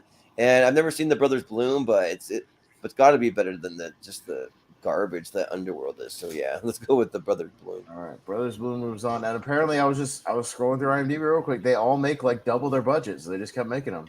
Really? Jeez. Yeah. I mean, it's probably a lot of people. Apparently, there was a fan base of it somehow. Yeah. Paranormal Activity versus Extract. Oh, Extract is way better than Paranormal Activity. Yeah. Get shit out of here. Whoa! No! There's a Yes. Let's go.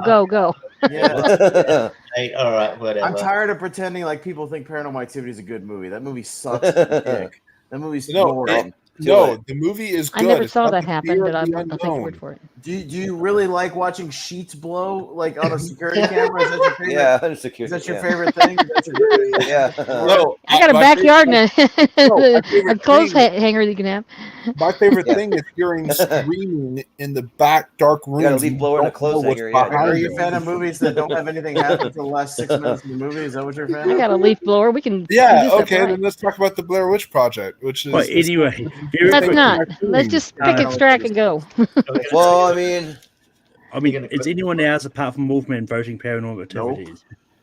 no, but I will No. say, like, I don't think it's the worst movies ever made because it's like sort of like realistic stuff that you think could maybe happen to you. That's It's in the top I 64 don't of the believe in worst the ones ever made. paranormal, so that's nonsensical. I don't believe that at all either. And my ex-fiance, when we went to go see it, she was like frozen in terror from the last scene on the ground for like 5 minutes God. afterwards. It wouldn't move. They showed it in the trailer. They even spoiled it in the fucking trailer. Well, I And don't yes, know. I've We didn't watch accidentally that clicked trailer. it too many times trying to get it back, but so yeah. Extract's really good. Mike Judge movie. Watch it. It's fun. Alright, you got mystery. You have to drag it Team, out of the box. If you drag it out of the box Valentine into the 3D. empty white, then you can get rid of it. I'd have to go. Yeah, okay. All right. All right.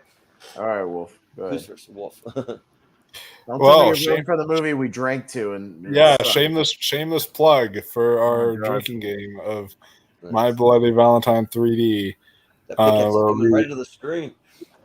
Yeah, where well, that was I think our second biggest record or third. I forget, but it was like I'll just say I don't remember the last 10 minutes of our drinking game. I'll just say that. yeah. I was in a haze and we somehow got through the movie. I don't remember. So yeah, Blacked that out, and the flyby, man. I kind of blacked out. Yeah. Yeah, that one was pretty rough. So the thing is though, is I've never heard of Mystery Team. Again, like there are movies on this bracket. I've never heard of that imaginary something of Dr. Butt Squatch. It's pretty famous, actually. And then a few of Mystery the Team's awesome. movies now. And then like Me and the Austin can good tell you all about that. Yeah. and then like the good person something that we just talked about. Forget that movie now. And the Mystery Team. Like I don't even know what like this movie is. Like there's so many movies I haven't heard of on this bracket, but I know I've also seen a lot. Movies, Wolf. But I also know I've seen a lot of movies. Yeah, watch more movies. Yeah. I've seen a good chunk of these. There's just like Right, a yeah. few in there I know that you watch a lot, Wolf. there's just a few in there that I've never even heard of. But And- it doesn't help that you're a walking potato and these came out. You were young. Yeah, right. Yeah. Yeah, that's true. That's true. I do have that excuse. But no, for me, I guess I'll go with My Bloody Valentine 3D because it can be kind of a fun guilty pleasure, and because I enjoy doing that drinking game, I'll give it that. So Yeah. Okay. Maria, what do you say? I say next time, can I be before him? Because I tried to truncate my answers to take up for all the time he's used. Mystery Team. That's it. Right answer. Yeah. There you go. Malcolm. Yeah, 2009 was an interesting bit year because it was a year both halves of Supernatural went into two different horror remakes. Because you had Jared Padalecki for Friday the 13th, now you've got Jensen Ackles in this one. Yeah. But yeah, I watched My Bloody Valentine for this. I actually enjoyed it. It's quite a lot of fun. But that being said, I also watched Mystery Team for this because I hadn't heard of it. I was initially not going to put it in because I thought, no one's heard of it. But Austin was the one that advocated to put it in. And it's a really fun movie. Mystery Team It gets is my vote. fun. Yeah, it's very fun. Yeah. Austin. No, Mystery Team rules. It's a really, really funny kind of independent comedy. Yeah, Donald Glover, DC Pearson, all these guys. It's just got really irreverent, non sequitur humor in it, like throughout the whole thing. It's just these, older guys just acting like 8-year-olds the whole movie, trying to solve mysteries. Yeah. It's really, really funny.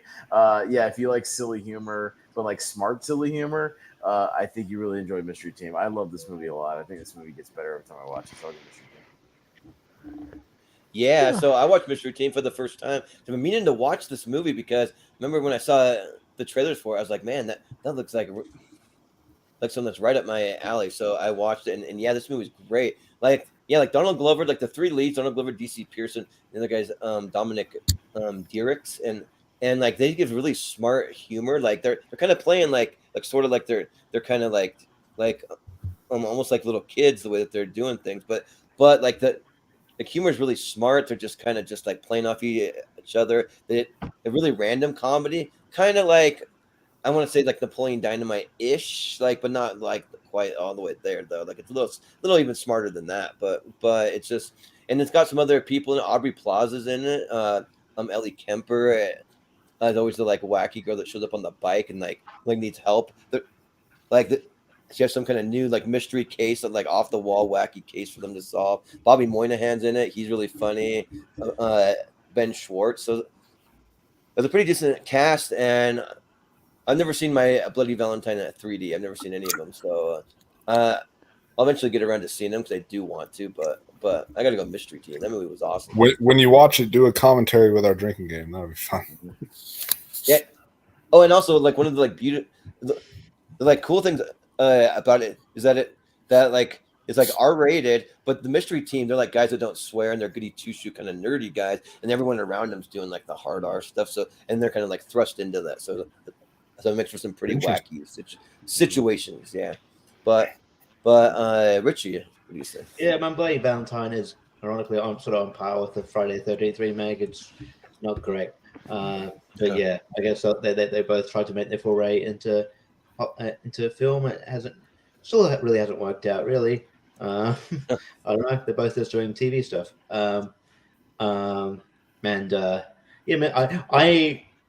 This was on Mystery Team was on the Guilty Pleasure tournament, right? That we did a while back. Yeah.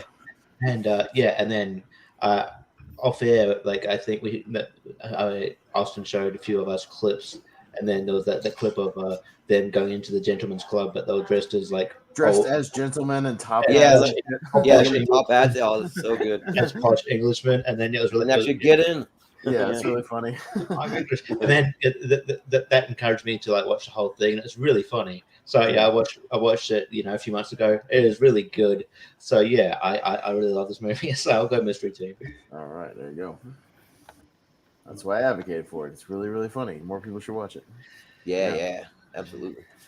Duplicity. What the hell is that? Duplicity up against the social network. Social network. Moving on. Social network. No one's going to. Yeah. Social network. Nobody gives a shit about her. Yeah, good. It's like a favorite to win it, maybe. Oh, The Invention of Lying. Me too. I like it too. Which Ice Age? Dawn of the Dinosaurs, I believe. Yeah. Oh man. Okay. Okay.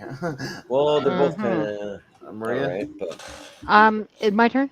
I like Ice Age, but it goes on and on. Invention of Lying, it's okay. Of the two, I'll pick that one. I mean, they're both okay, but I mean, it's not the greatest movie we ever made, the Invention of Lying one, but it's okay. I like it. Yeah. Austin. Wait, no, sorry. Malcolm. My bad. Yeah, the Ice Age movies have really been one of those ones like the first few are good, but then they just keep going downhill. But I really I'm not a big Ricky Gervais fan. I don't like his stand up stuff at all. But I really enjoyed The Invention of Lying. I just thought it was a really fun, wacky comedy, and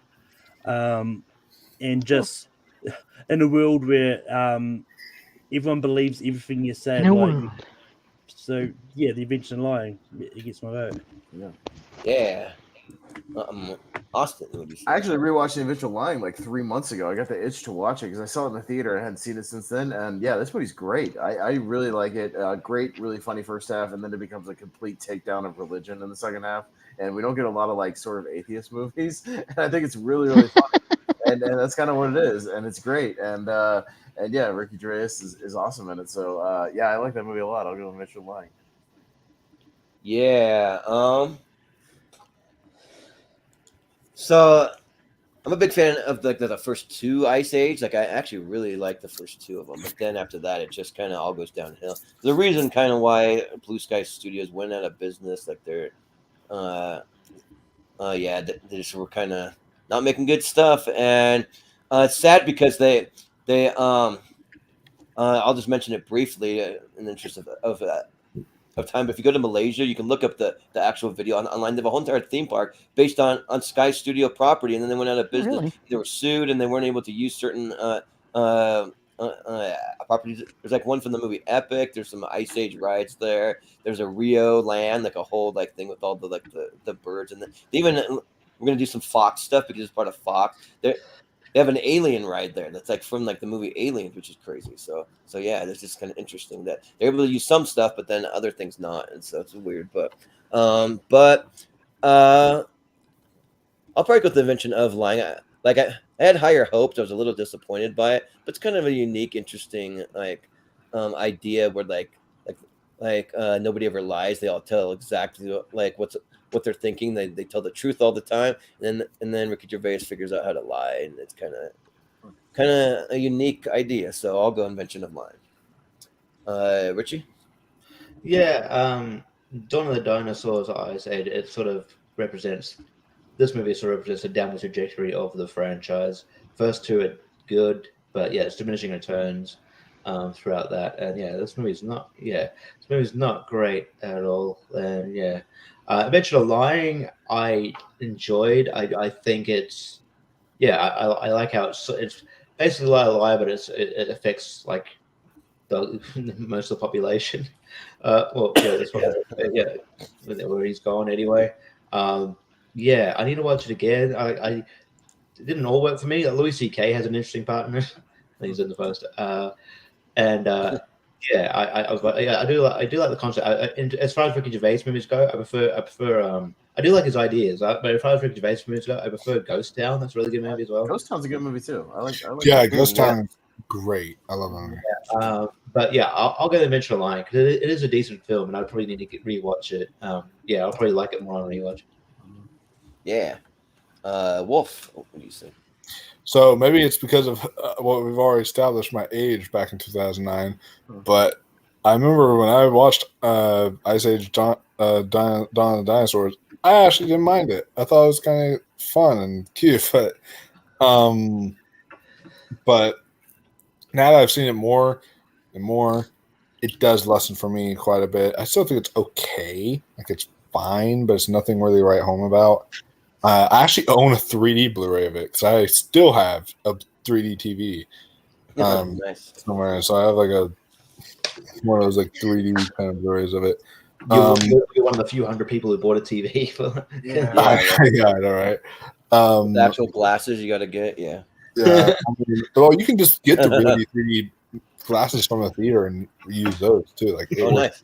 It works That's just cool. the same. So Nice. like I've done that before and it works just the same. But the Invention of Lying is one that I've actually, again, a different one I have heard of though. I have heard of it. I've not seen it though. But Ricky Gervais is one of my favorite comedians ever. No one else can convince me. I don't care what you say. Greatest Golden Globes host we have ever had. Yeah, he's awesome. That, when he ripped apart those celebrities, that was the funniest shit I've like seen on the Golden Globes. So great. So I love Ricky Gervais. So I'm definitely intrigued in seeing this. And honestly, just because of the way you guys have sold me on it, I will give it to the Invention of Lying. Yeah. Sounds good. So it'll be the Invention of Lying. Welcome. The Invention of Lying. Yeah, I heard. Okay. Sounds good. Moving on, I've got the Hurt Locker up against Taken. Ooh, okay. Interesting. Okay. I've got a particular set of skills. Is it Austin first? Malcolm. Oh, Malcolm. Okay. I watched the Hurt Locker for this, and I quite enjoyed it. And yeah, I mean, I am a big fan of Taken. I do think it's good, but Hurt Locker won the best picture for a reason because it's good. So I'm going to Hurt Locker. Yeah. Austin, what do you say? This one's tough because the Hurt Locker is really good, and I like it. I'd Taken almost is a guilty rather pleasure. watch Taken on any given day though over the Hurt Locker, not the sequels. Just this one. Oh no, yeah. Yeah. Yeah, it's really good. I almost wish it wasn't successful though, because then Liam Neeson might have done stuff besides generic action movies for the last. And he's been saying that I've quit doing action movies, but yet when I was going through in the theater the other day, there's a big huge poster of what was it called, Redemption or something? Retribution. I've already seen that movie. It was the Regal movie. Yeah. Oh really? Like, when are you quitting? I thought you would quit these things. Why are you doing these? Well, I mean, he'd probably filmed a lot of these before his schedule was quitting, but Yeah, something might have got delayed. It could be an easy paycheck for him. Retribution, Richie, is dollar store speed. That's what it is. I think and I also think he took it back too. I think he said that. He said, "Oh no, I'm not retiring from action movies because I." But anyways, I'll actually take Taken. Yeah. Take Taken. Yeah. I've never seen the Hurt Locker. That's a blind spot for me, so I got to see it, especially since it's the best picture winner. I definitely do want to see it. I heard Jeremy Renner is phenomenal in it, but yeah, I got to go with Taken because that first movie blew me away. Sequels not so much. I mean, they're like diminishing returns every time. They get a little less. I like them a little less, but the first one's great. So, and like even some stuff that's kind of hard to watch too. So, I'll go with Taken. Richie, what do you say? Yeah, these two are really good. I think the sequels have taken almost to tarnish the first one in a way, just because I think it works as I know it was really successful, but it almost just works as a self-contained movie and doesn't need to be sequels. And like the third one's better than the second one, but that's Taken blows both of them out of the water. And Hurt Locker is like the first time I fully took notice of Jeremy Renner. I think I forget that he did like a lot of other stuff before this. Like I watched the movie North Country the other day with Charlize Theron. I forgot he's like the main prick in that movie. I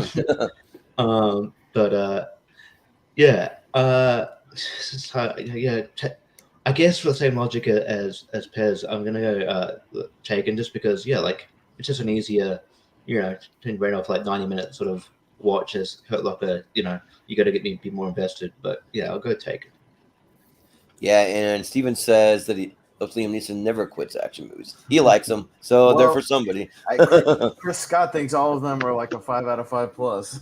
So. Yeah, 5 out of 5. He loves every single one of those damn things. Yeah, like he did the 5 out of 5 for like Ice Road or something like that. Oh my god, that was terrible. Yeah, I want to see that wheel of movies if he's on that. If it's on his wheel, I want to. Yeah, see right. That movie. It probably is. He has some. I'll take that night off. He can do a solo. Yeah, right. I'll give him my StreamYard access. And he can do a solo by himself. Yeah. but Wolf, what do you say here? Man, y'all are hurting me from these decisions that y'all are making right now. And then I feel like taking all of you out right now because y'all are just really hurting me with this decision. But because the Hurt Locker is one of the best war movies, or more just like the more of the psychological kind of like what war does to a person kind of movies. Like I've seen this movie so many times. I have it in an actual Blu-ray set it's like a best picture collection thing. It came with No Country for Old Men and Crash, which is interesting. But I really enjoy this movie a lot. Jeremy Renner is fantastic. Anthony Mackie is fantastic. The scene with like the kid in this, like the relationship that he builds with the kid, and then that scene later on with that same kid. And this movie is heartbreaking. It's just, this film is Catherine Bigelow's masterpiece, in my opinion. I think this film is excellent. Taken is a good action movie. It's fun, but it's nothing like really to write home about. And I feel like, I kind of agree with what Richie said. Not only do the sequels tarnish this, but I feel like just his career as a whole has tarnished this movie now. It's like almost, it's like because, or his career now as an action star because it's just, I don't know. He just Liam Neeson. You need to stop. That's all I'll say. So for me, I'll go the Hurt Locker. I mean, I am curious about the Naked Gun remake, though. We'll see what happens. Yeah, and also apparently, he was the main bad guy in SWAT, according to Steven. And also, like when I was looking him up, he also played Jeffrey Dahmer in like a movie back in 2002 called Dahmer. So I don't know, I've never seen it, but sounds interesting. But Maria, what do you say? I think anything Liam Neeson wants to do is fine with me. He lost his wife and tragically, and they were, actually happy. For a change, people are happy, and I think he can do whatever he wants. Who cares if he's an action hero or not? Cold Pursuit was hysterical. I don't know if you guys have seen that or not, but I love that movie. It was really good. I enjoyed watching He isn't it. always just making stinkers. He does have some good ones in there every now and then. I don't mind Cold Pursuit, but Ice Road, no. I mean, none of these are Battleship guys. Come on. Yeah, right. Battleship. Yeah. Well, anyway, Hurt Locker. Here's my take on military movies. I like military movies that have action. Top Gun Maverick, Clear and Present Danger, stuff like that. Hunt for Red October, even. That's action. These Hurt Locker things where they introspective, like the one with the sniper guy that got killed. All these are great to know the psyche, but that's not my deal. I want the action ones, so I'm gonna go with Taken. The Hurt Locker's good. I love Jeremy Renner, but I mean, okay. Well, Malcolm, it's another yearly series where the Best Picture winner doesn't even make it out of the first round. Sorry that I can't love what you guys love. Oh well. Yeah. What do we got? I don't really mean that. I don't care. 2 movies I didn't bother with. Vampire something. Right, yeah. Yeah. What is that? I don't even know what that is. Vampire's Assistant? I see the Vampire's Assistant. Yeah. Is that a Skarsgård on that bottom one? Yeah, Peter. No, that's... on the bottom one. Yeah. Yeah. So who's first? Okay. Me. Oh, okay. The Vampire Assistant looked like shit, so I skipped it. I wasn't spending my money on that, and I never watched it. Education. Oh, great. A coming of age story of London. That sounds boring. Love those. Yeah, right. Pass. Jordan. Hey, you can't. Can you do that? Can you pass? I didn't know that was possible. You can't pass. I'm just kidding. I guess Vampire's Assistant because I'll do something else while it's on. Yeah. You sound like me. It's in the background. Sure. I saw it. Yeah, Siri saw it. Whatever. I'll put it on and do my laundry. All right. Yeah. There you go. Yeah, like I don't really care about an education either. Like maybe it's good, but I just really don't. We don't need no. Yeah, right. Like I don't really know that much about it, so I'm not gonna like crap on it because I don't really know. But I haven't seen it. But the Vampire's Assistant, I have seen, and like I kind of like some of those kind of like young adult and like adaptation when they're good. This one's decent. I think that's fine. Like I don't think it's bad. But it's got John C. Reilly in it as like the vampire guy. It's got Josh Hutcherson in it, and I mean it's fine. I think even like Willem Dafoe pops up and Selma Hayek and stuff. So yeah, even Ray Stevenson is in it. Ken Watanabe. And just looking at the cast, man, there's more and more people popping up here. I didn't realize we're even in this thing. But anyways, yeah. So I'll go with the Vampire's Assistant. Yeah. Richie, what do you say? Yeah, I haven't seen it in Education, but like I think it appeared on. I think Quentin Tarantino did a list of like underrated movies, and I think In Education was on there on his list. So I don't know what that means. Oh yeah. I might watch it at some point. Vampire's Assistant I have seen. I remember it didn't do very well, like box office wise, because you could tell that they were banking on a sequel just because of the title. Like I think they were kind of hoping that this would spawn a franchise. I liked it enough. It's not that memorable, to be honest. There are some sort of funny bits in there. Like it sort of doesn't know what it wants to be, whether it wants to be like a kind of dark fantasy or just sort of like a kind of a more action comedy kind of deal. It's a fine movie, but you're gonna forget it 90 minutes after watching it. So, but yeah, I've seen it, so I'll go Vampire's Assistant. All right, Wolf. Yeah, and I have not seen Vampire's Assistant, but I have seen it in Education. I was one of the ones that advocated for this movie to be put on there. And it's not a Skarsgård. This is confusing. It's not a Skarsgård. It's a Sarsgaard. Apparently, Peter Sarsgaard, not Skarsgård, just in case y'all were wondering. But Carey Mulligan is also one of my favorite actresses just working today. Carey Mulligan is in this and is absolutely fantastic. And if I remember correctly, I thought this was nominated for Best Picture. I could be wrong. I've never heard of it. But I think it was. Yeah. It was. Yeah. It was. Yeah. It was nominated for Best Picture. This film absolutely deserved it. A very beautiful coming of age story. I highly recommend it if you haven't seen it. So for me, I'm going to give it to an education. Yeah. Maria, what do you say? Vampires. Next. Vampire. Yeah. Malcolm. Yeah, Vampire's Assistant sucks. Look, in reading about the movie, they actually tried to cram 3 books into the one movie. They did what they did with Lemony Snickers' unfortunate. Oh wow, yeah. Although Lemony Snickers, I think, did it more successfully. But An Education is just a really good movie. And yeah, I enjoyed it a lot. So that would have got my vote. But Vampire's Assistant's moving on 4-2, is it? Yeah. Yeah. Y'all are fucking out of your minds. God. And, If I'd seen it, Okay. Well, I've never seen three- it. But Steven's with you. So. They've already got their awards from the Oscars, so yeah. Let's move Three on to Best this Picture Oscar nominees awards. down, and about 6 more to go. All right, sounds good.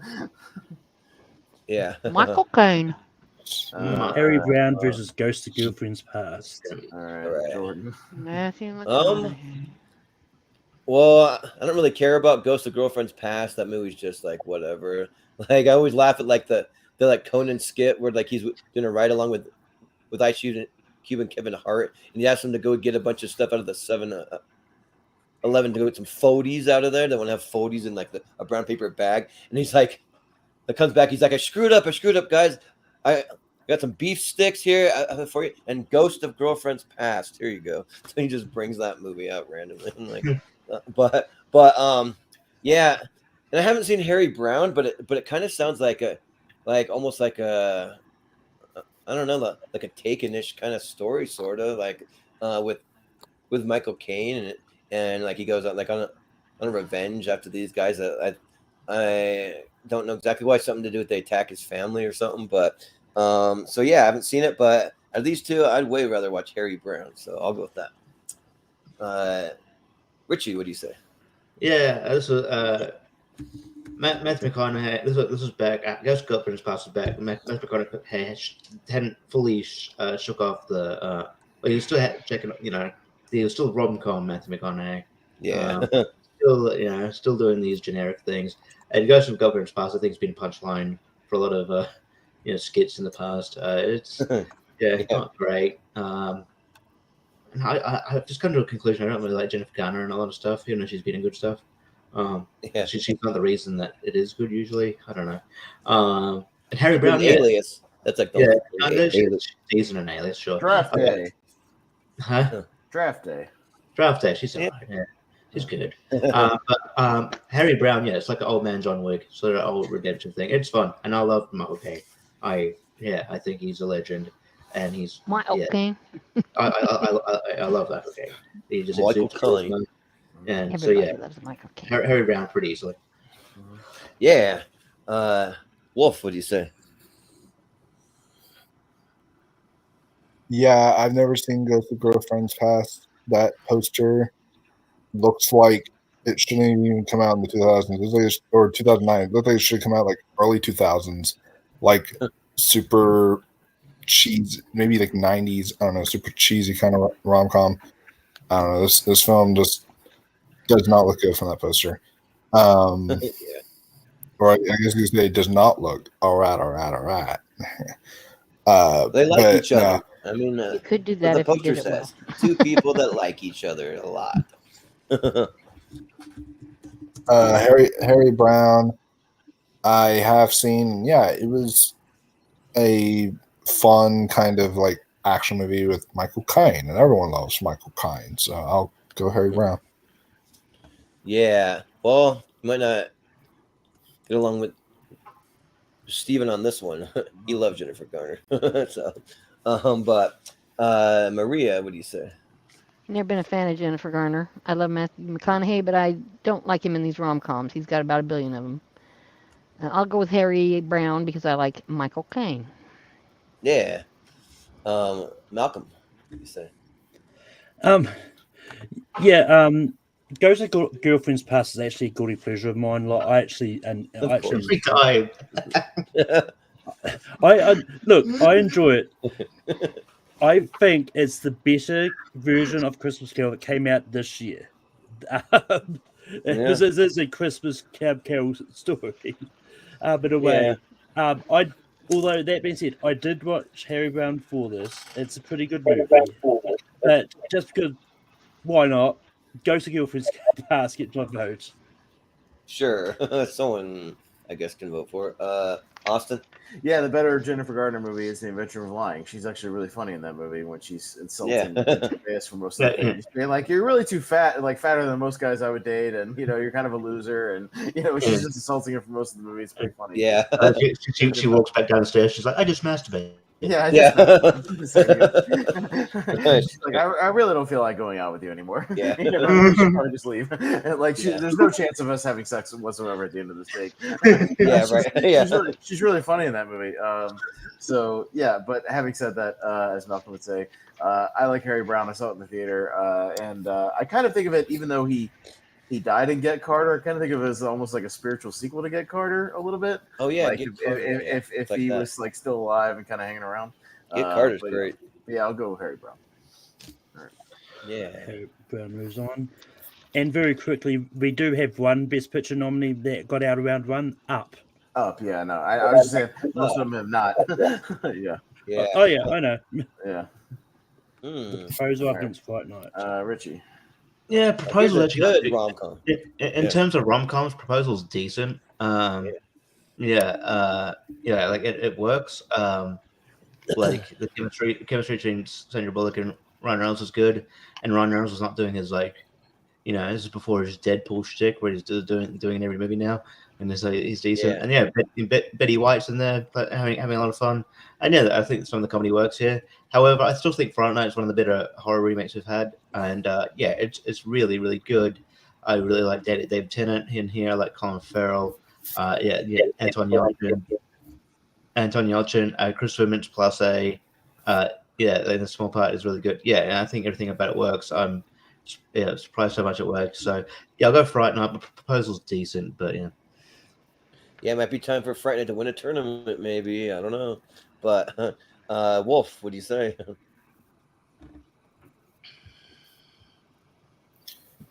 I will say that both of these movies are pretty much the same for me. Like, they're both really good. I actually quite enjoy The Proposal.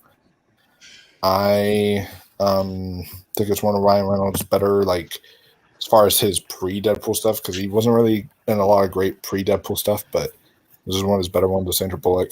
I think this one's really fun. Their chemistry is great together. Fright Night, I'll be generous with you guys, because I remember the debate that we had where I still stand by it that the original Fright Night's better. I remember the debate we had that one time, but I will still say though that this Fright Night remake is still really good. So I will give it to Fright Night. Yeah. And Maria, rest in what do you peace. say here? The Proposal. Yeah. Next. Sure, yeah. Short and sweet. Malcolm. I have to be. Yeah, I quite like The Proposal. I think it's good. But I really like Fright Night, so Fright Night. Yeah. Austin. Yeah, Fright Night. Proposal's okay for a rom-com, but I'm not a rom-com guy. Yeah. Well, I actually really like The Proposal. I think it's got some pretty funny stuff in there, especially Betty White just doing stuff like she's saying, like, the sweat dropped down my balls. All you females called, like all like doing that kind of dancing out in the wood. Like Betty White was like America's sweetheart in a lot of ways for just like an older lady or like America's grandmother. You could say that, but I mean, despite that, Fright Night is amazing. The 3D really works really well. So if you still have a 3D TV, Wolf, you try and get a copy of Fright Night in 3D because the 3D is actually good in that. So it actually works. Ooh, but yeah, but yeah, and I think that the cast is great, really really solid. So yeah, I think that like this Fright Night and the original are like almost on par for me. So I'll go Fright Night. Right, that moves on. Fright Night. Got A Single Man up against The Loved Ones. I don't know what that is.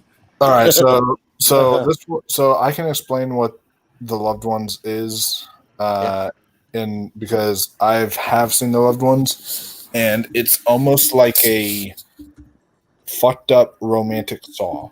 What it is it's like this guy pretty much rejects this girl, I think from like going to prom with him or something like that. And so what she does is she pretty much kidnaps him, brings him to the house, and decides to make her own kind of special night with him and like torturing him and doing all this other stuff. And it's just kind of sadistic and crazy and wild, but really good. So that's what The Loved Ones. That's what The Loved Ones is. All right, sounds good. Who's up first? Wolf was, so he's running. Okay. Yeah. Oh. All right. So which one you want to go for? So convenient. So I'm assuming you're voting for The Loved Ones. All right, sounds good. Maria. Yeah. I mean, I don't know, because A Single Man is really, really good too. With Colin Firth. I think another Best Picture nominee, right? Or A Serious Man was, not A Single Man. okay, I always get the two confused. A Serious Man and A Single Man. I always get the two confused. Why do you have two movies like named so similar in the same year? Although Colin Firth was nominated for Best Actor for the movie, though. Okay, yeah, that was definitely deserved. You know what? Sure, I'll show The Loved Ones some love. I'll say The Loved Ones. Yeah. Maria. Love Colin Firth, Single Man. Next.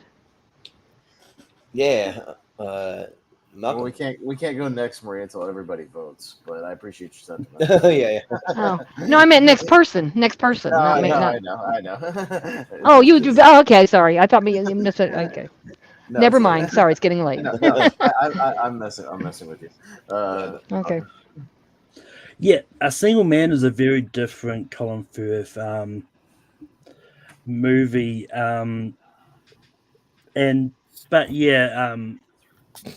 I did watch. I watched Loved Ones for this, and it's just pretty good. It's very close for me, but I'm going to lean towards The Loved Ones. Okay. Someone else has seen it. Austin. I haven't seen The Loved Ones, but John Marr talked about it. We did a horror bracket on Chad's channel. We've been doing these horror brackets. Put it in there, and he was the only one who had seen it, but he talked a lot of high praise about it. So I'm going to get around to it, and it seems more up my alley. So I'll say The Loved Ones. Sure. Yeah, Single Man. It's a movie based on my life. A single man, because I'm single by choice, and I'm hoping to be single a long, long time.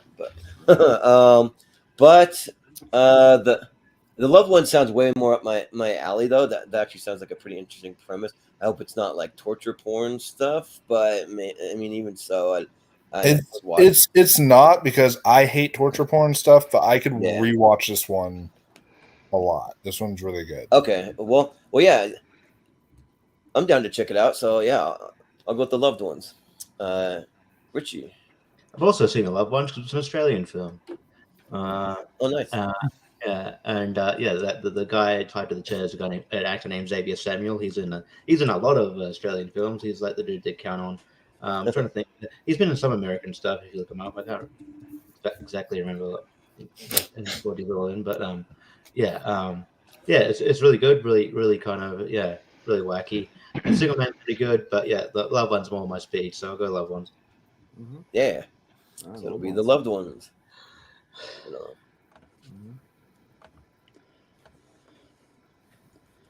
World's Greatest Dad up against In the Loop. Mm-hmm. All right, Maria. Okay. Maria. Oh God. Okay, great. Who's in the loop? I haven't seen that one. What's that about? It's got the doctor in it. Yeah. It's got a Peter Peter Capaldi. Capaldi. Peter Capaldi. It's based on a TV. It's based on a TV show called In the Thick of It. Yeah, and that's Oh, I James see. Gandolfini too. So Okay. yeah. Yeah, I don't like James Gandolfini in a couple things. I'm sorry, James And it has Gandolfini. I'm Anna sorry you passed. Schlumsky from My Girl, like the girl from My Girl. I'll do The World's Greatest Dad because I just don't think I would pick that one. Yeah.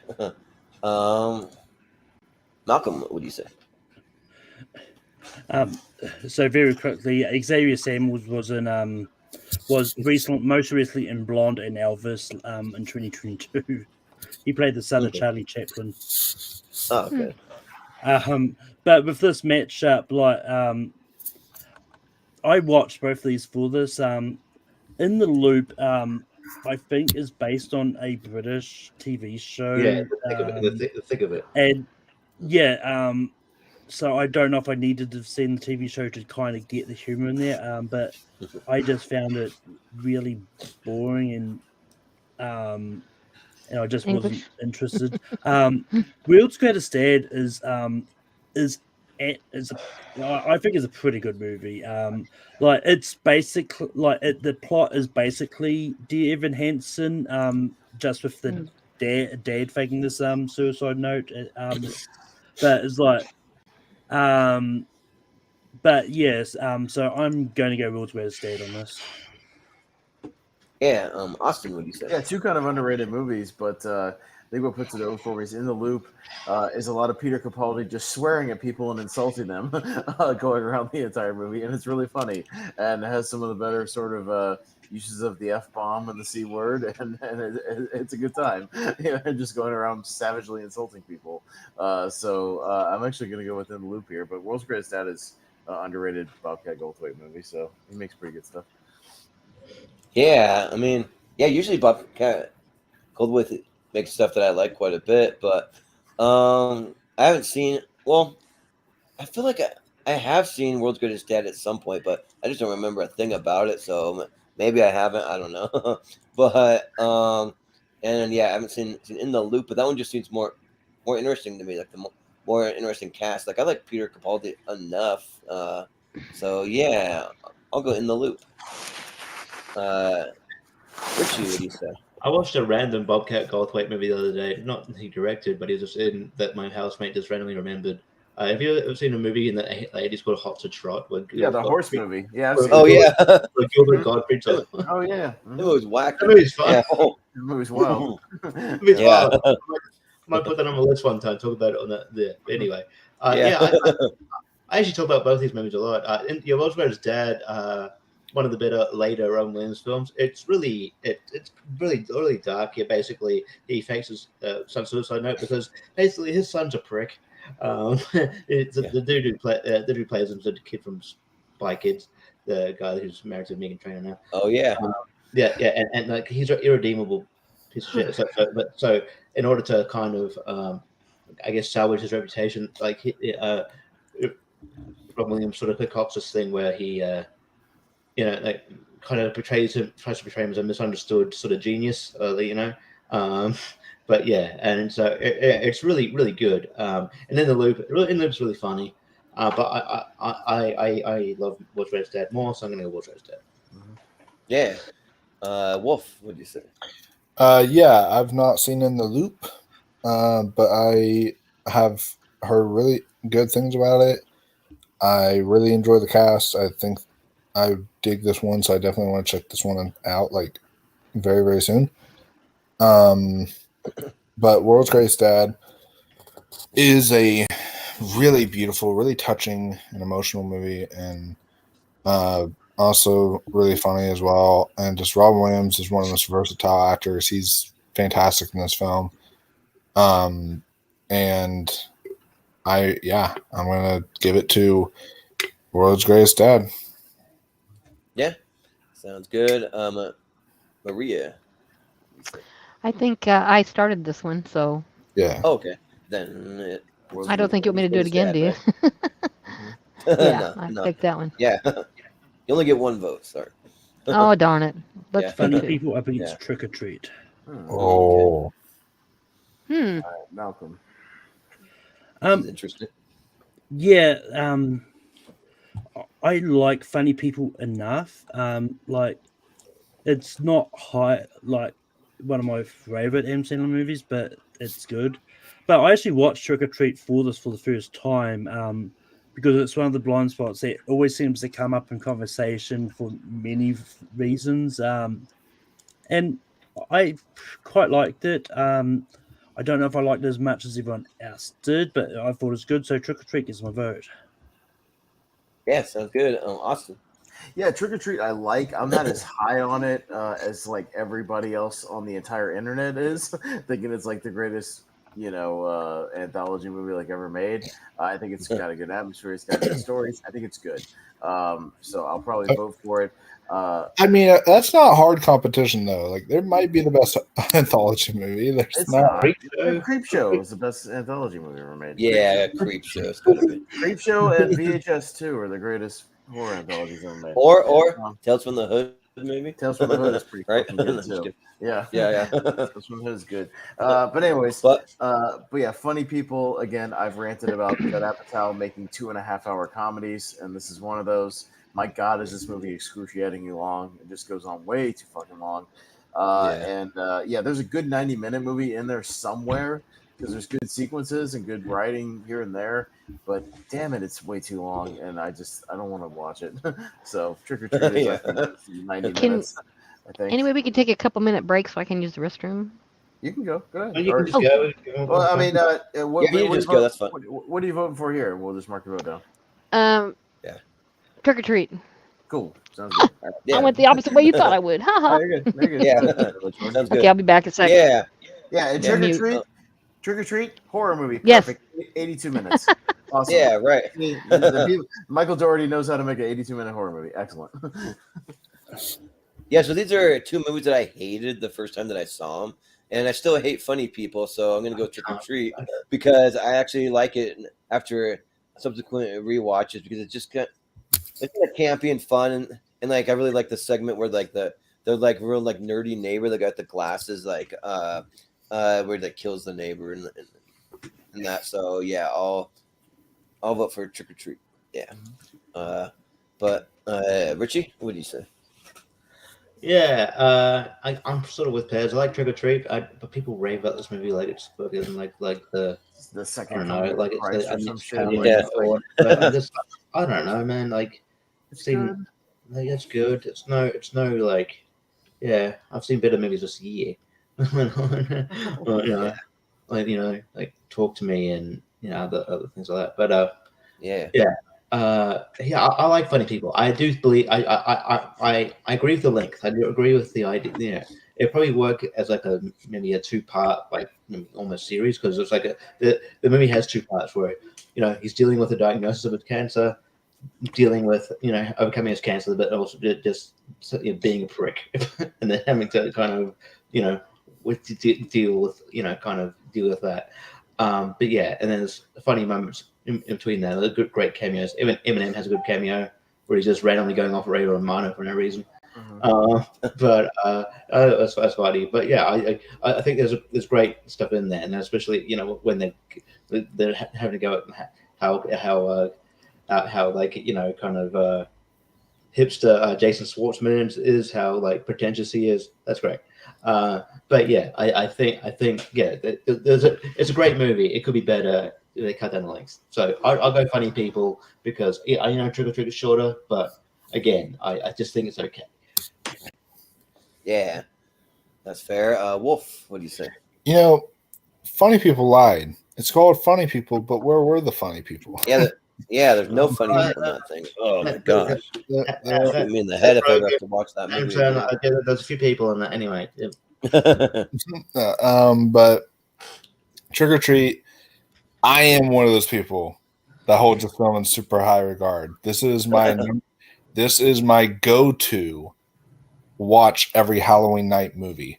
Like this, out of every film that exists more than any of the Halloween movies with Michael Myers, this is the one that puts me in the mood for the season because it just feels, it's just dripping in that Halloween time, trick or treating, like that. Just the holiday is just dripping on screen here.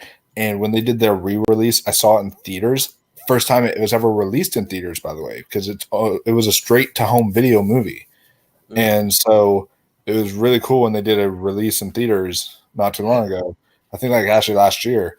And it got so much money from it. Apparently, Michael Daughtry is considering doing a sequel to this movie now, all these years later. And so we shall see. I hope so. Fingers crossed. But I love this movie. Brian Cox is fantastic in this. I even dressed up as Sam last year, I think, for Halloween. So, yeah, great movie. I will definitely go trick or treat. Also, the Wolfman here just gotta prove there's a werewolf lesbian scene in here. Okay, can't go wrong with that. So There you go. Yeah, I forgot about that. Yeah, but it'll be trick or treat. Moving on. Trick or treat. You guys are insane. Jojo Rise of Cobra up against Angels and Demons. Oh no! Jeez. Oh, All right, why I guess can't I we run gotta the talk stream about it. tonight so I can play my I think I can smell shite clip? Yeah, right. Yeah. Shite, yeah. why haven't these movies gone up against one of the ones ones that were, All I have are just random Billy. like why couldn't District 9 go up against one of these or something? I don't know. Let's do a quick vote. Who's gonna vote for what? G.I. Joe, I guess, maybe. I guess. Yeah, I'll go G.I. Joe because there's like I don't know, It's It Steven could have been a good Summers, movie. whatever. Yeah. It's Yeah. at least it has that like, hey, I grew up with G.I. Joe, nostalgia for me a bit. So- Let's just go for G.I. Joe. We'll move on. G.I. Joe. Yeah, we'll just go. It's boring. Here you go. Yeah. Wow. Nah, you need my clips. I need to run the next stream next time. I got better clips. I got good. We'll have shit. some. You're muted, Jordan. Oh yeah, the clip muted your thing. The clip muted him. Oh no, he has a bad. There we go. Well, it's on a delay, yeah, but I have other clips. I just haven't had time to upload them, but with all the other stuff I got to do. All right, So, let's go for this- fast. For this Daddy's dang tired. channel. Daddy's tired and has to wake up early. Let's go fast. All right, quick votes. Let's go. Coraline and Oh, me first. Moneyball. Jordan. I'll go for Moneyball. Richie. Might go Coraline, All right, Wolf. Yeah, I'm going to go to Coraline here as well. All right. Uh, Maria, is she back? She Maria? came back and she left again. I don't know. Malcolm. Yeah, I'll go Moneyball. Moneyball. Moneyball. Yeah. Okay, Moneyball. all right. All right. Sounds good. Moneyball it is. And this is the 16. Oh yeah, Yeah. the ones move on to the championship. So okay, Crank. that's That right. Crank High Voltage up against the Town. Crank. Yeah. What is Yeah. that? Is anybody voting for the crank over the town? Fuck no. The No. town. I think maybe Chris Audios here. Yeah. The town. Yeah, the town. Let's move on to the town. The town, yeah. Yeah, everybody's going to the town. Town. Town's fine. Town. All right. Can't get away with it every round, Austin. Brothers up I against know. Tron I have a Legacy. feeling I know which ones you can as they come up. Yeah. Brothers and Tron. Okay, Jordan, go. Yeah, you know what? I think Brothers is great, but like I just love what they were able to do with Tron. I mean, I am in the camp where I love all the visuals and everything in there, and the music, like. So yeah, let's just 5, keep it short. 4, 3. Good. Tron. Start playing them off, yeah. I have music on my thing. I have playoff music, but Oh, all right. Let's go. I don't have the stream. I'm not in control of it tonight. I can find some. No, it's all good. Richie. Yeah, I'll go Brothers. Brothers. All right, Wolf. Can play my I'm random so- intermission music. And I'm still here, and I'll go Brothers as well. Okay, Maria. Trying to be different. All right, Malcolm. Yeah. One of these is called by Daft Punk, and it's not Brothers, so Brothers. I like Sure. that explanation. I'll go Awesome. Tron. Malcolm. Maria. Funny. Tiebreaker. Oh, tiebreaker? Oh, Tron. Yeah. My there you evil go. plan has succeeded. There you go. I don't like depressing movies. They give me a rash. Yeah. He's breaking up Street live. Fight against Black Dynamite. Oh damn. Richie, it's a hard one. Go first. Black Dynamite. Okay. Wolf. Star Trek. All right. Maria. Star Trek. Okay. Malcolm. Black Dynamite. Yeah, Austin. Black Dynamite rules, but Star Trek. I'm gonna go Star Trek. Yeah. Star Trek wins. You know what I Star realized Trek. though? I won't be here Wednesday night for my favorite movie of 2009, Up in the Air. So y'all make Nope. sure y'all make sure it wins the tournament that night. Up in the Well, it air. depends what it goes up against. That's Y'all Oh my make sure God. Up in the Air wins the tournament. All right. Is anyone voting for Last House on the Left? Up. Let's just no, put through Up up. wins. Yeah, Up Up wins. will win. Yeah, last one was not that good. Just showing too. Hey, one of the best picture nominees made it to the championship, Malcolm. Finally. Yeah. Pendulum up against Triangle. Here you go. Match. All right, Wolf. Here's one. Oh yeah. Yeah, definitely Triangle. All right, Maria. Maria. Pandorum. Okay, Malcolm. Malcolm. Triangle. Austin. Yeah, triangle. I haven't seen the other one, so Triangle seems to be more popular. Let's do that. Okay. Richie. Triangle. All right. Triangle. We'll go through. I Love You Man up against Watchmen. Mm. I love you, Wolfman. Maria. Yeah. Yeah. I love you, man. Watchmen. I love you, Watchman. All right. Yeah. Malcolm. Malcolm. I Love You Man. Thanks. Yep. Yeah. Awesome. Watchman. Oh man, this is like way harder than I thought. Yeah. I love you, man. Thanks. Richie. Watch. Yeah, you're welcome. Wolf. Wolf. And I Love You, Watchmen. So Watchmen. Okay, it's a tie to Malcolm. You can do the right thing here, Malcolm. Give Snyder some love. Come on now. Yes. I Love You Man. So Oh, damn it. Fuck off. I love this. This is so much This is fun. great. Out of your Yeah. mind. This isn't your average I think Watchmen is just fine. Yeah. Did all I need. Oh, Lord. The We're all Informant allowed to up like against what we Observer like. Report. No, I Yeah. know. All right, anyways. Malcolm. The Informant. Austin. Observer report by a mile on this one. I've never seen The Informant, so Observer Report's pretty good. So yeah, I'll vote that. Richie. Wasn't big on either of these first watch, but I'm probably more likely to watch Observer Report first. Watch Observer report again, Richie. You'll like it. I guarantee. I'll go Observer Report. It's really good. Yeah. Wolf. I haven't seen either of these, but you guys really sold me on Observer Report, so I'll go that one. All right. Got to pick an just informant watch it hometown show. Yeah. They say you should just watch Observer Report for Ray Liotta getting pissed off all the time. I think he's pretty funny. Yeah. So it's Observer Report. Report. Yep. Yeah. All right. So that's All right. championship. And then it's Move Anarchy along, after move the along. other 8. Yeah. Midtjylland and Moon. Midtjylland and Moon. Me, I'll go Ooh. Moon. Bye, Kristen Stewart. Moon. Let's do it. That's not my Richie? only reasoning, but okay. No. You know, you got too much glee out of that, so I'm going to go Midtjylland. Oh, come on. Vote with your heart, Richie. Come on. Yeah, and I can't. I would go with the Richie thing, but I'm literally going. It's one of my all-time favorite movies, so Moon. Yeah. Adventureland. Adventureland. Malcolm. Adventureland. Okay, it's a tie to me, and yeah, Jordan, you got too much glee out of that. Adventureland, I'm swift. Come on. What? Like, there's no way that Adventureland is better than Moon. You gave it to Come Moon on. earlier. There's I no hate way. that. You on the poll. And I like Vote. Adventureland too. Come Come on. on. Okay, Better than Moon, I thought I'd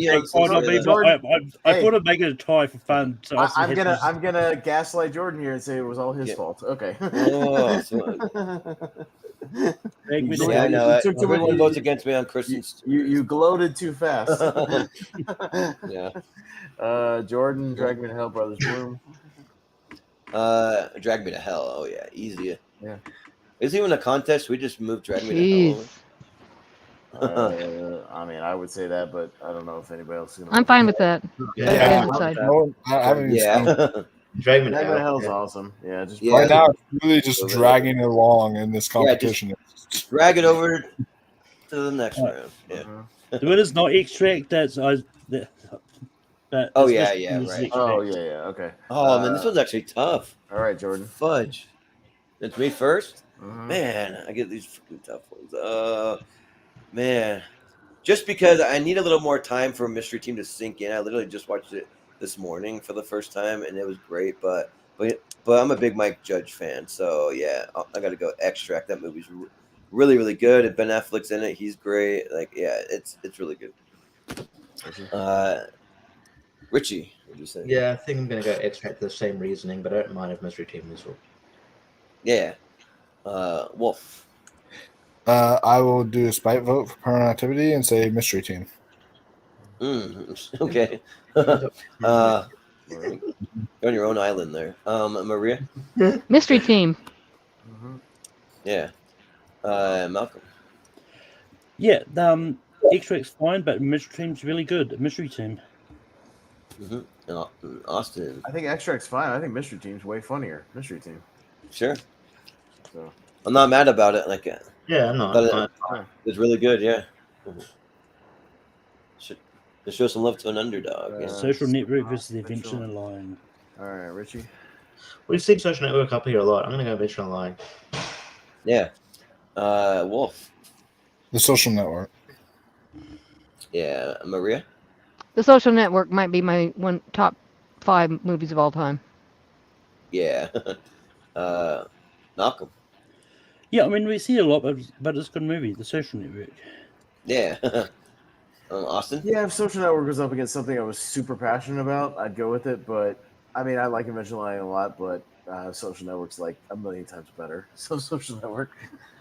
Yeah, if it was the Social Network was up against something I'd give more than like a 5 out of 10, then I would vote for it. But I'll just give it to Social Network. Yeah. Okay. Social Network. Taken up against the Vampires. Oh, come on, Taken. Who's voting Vampires? Let's go put Taken through. Nope. Let's go No, Taken. Taken. Go Taken. Take it away. Yeah. Go. Yeah. Yep. Take Harry it Brown. away. Fright Night. Wolf. I think we can do Fright Night. Fright Didn't Night. everybody like Fright Night? Well, we'll vote on it real quick. Maria. Yeah. Fright Night. Fright Night. Malcolm. Malcolm. Fright Night. Yeah, Harry Brown's Austin? good. But Fright Night. Yeah. Yeah, it's got to be Fright Night. Okay. Richie. Yeah, Friday Night. Yep. It's fucking crazy. I'm kidding. Yeah. I thought it was okay. Yeah. I didn't over the other one anyway. Yeah. Up against Rules Oh. Rest Dead. All right, Maria.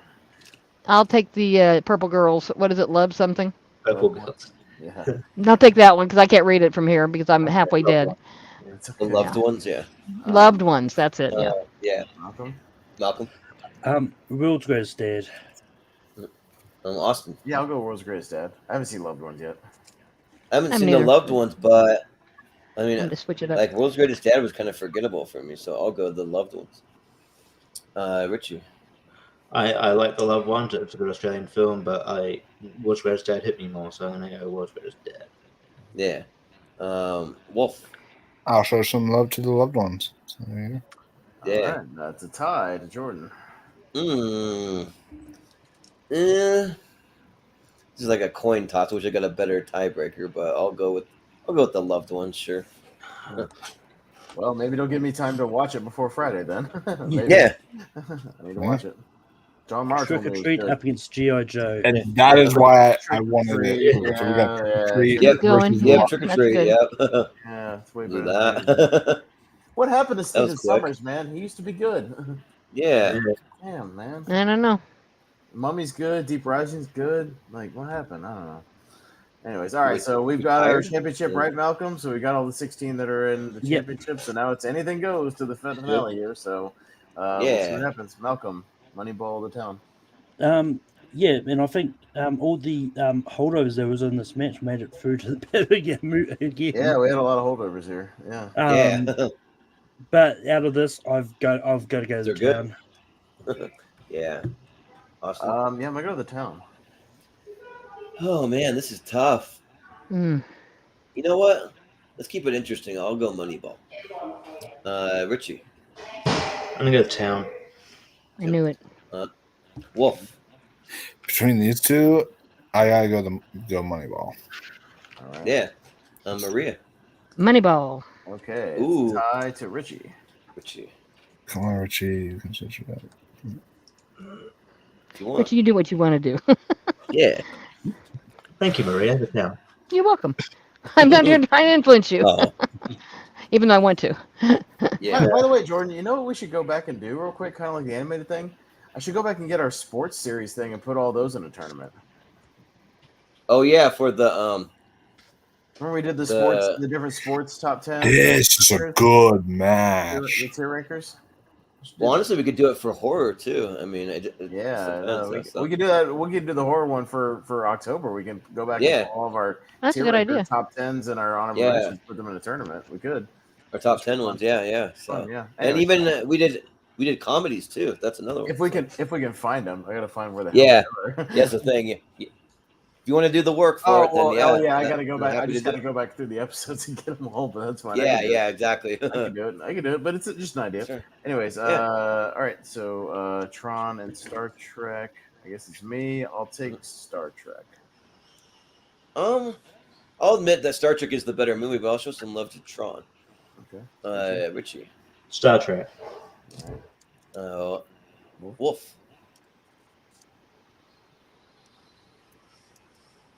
I actually really like this match a lot. You're really laggy, Wolf. I was Yeah. What did Yeah, you you're say? cutting out or like lagging. I can't. Very I don't know what laggy. you're saying. I can't. He's frozen. No. Okay. Put it in the We'll have private to come chat. back to you. You're getting laggy. hello. Yeah. Yeah. You're really. Oh, I said Star Trek.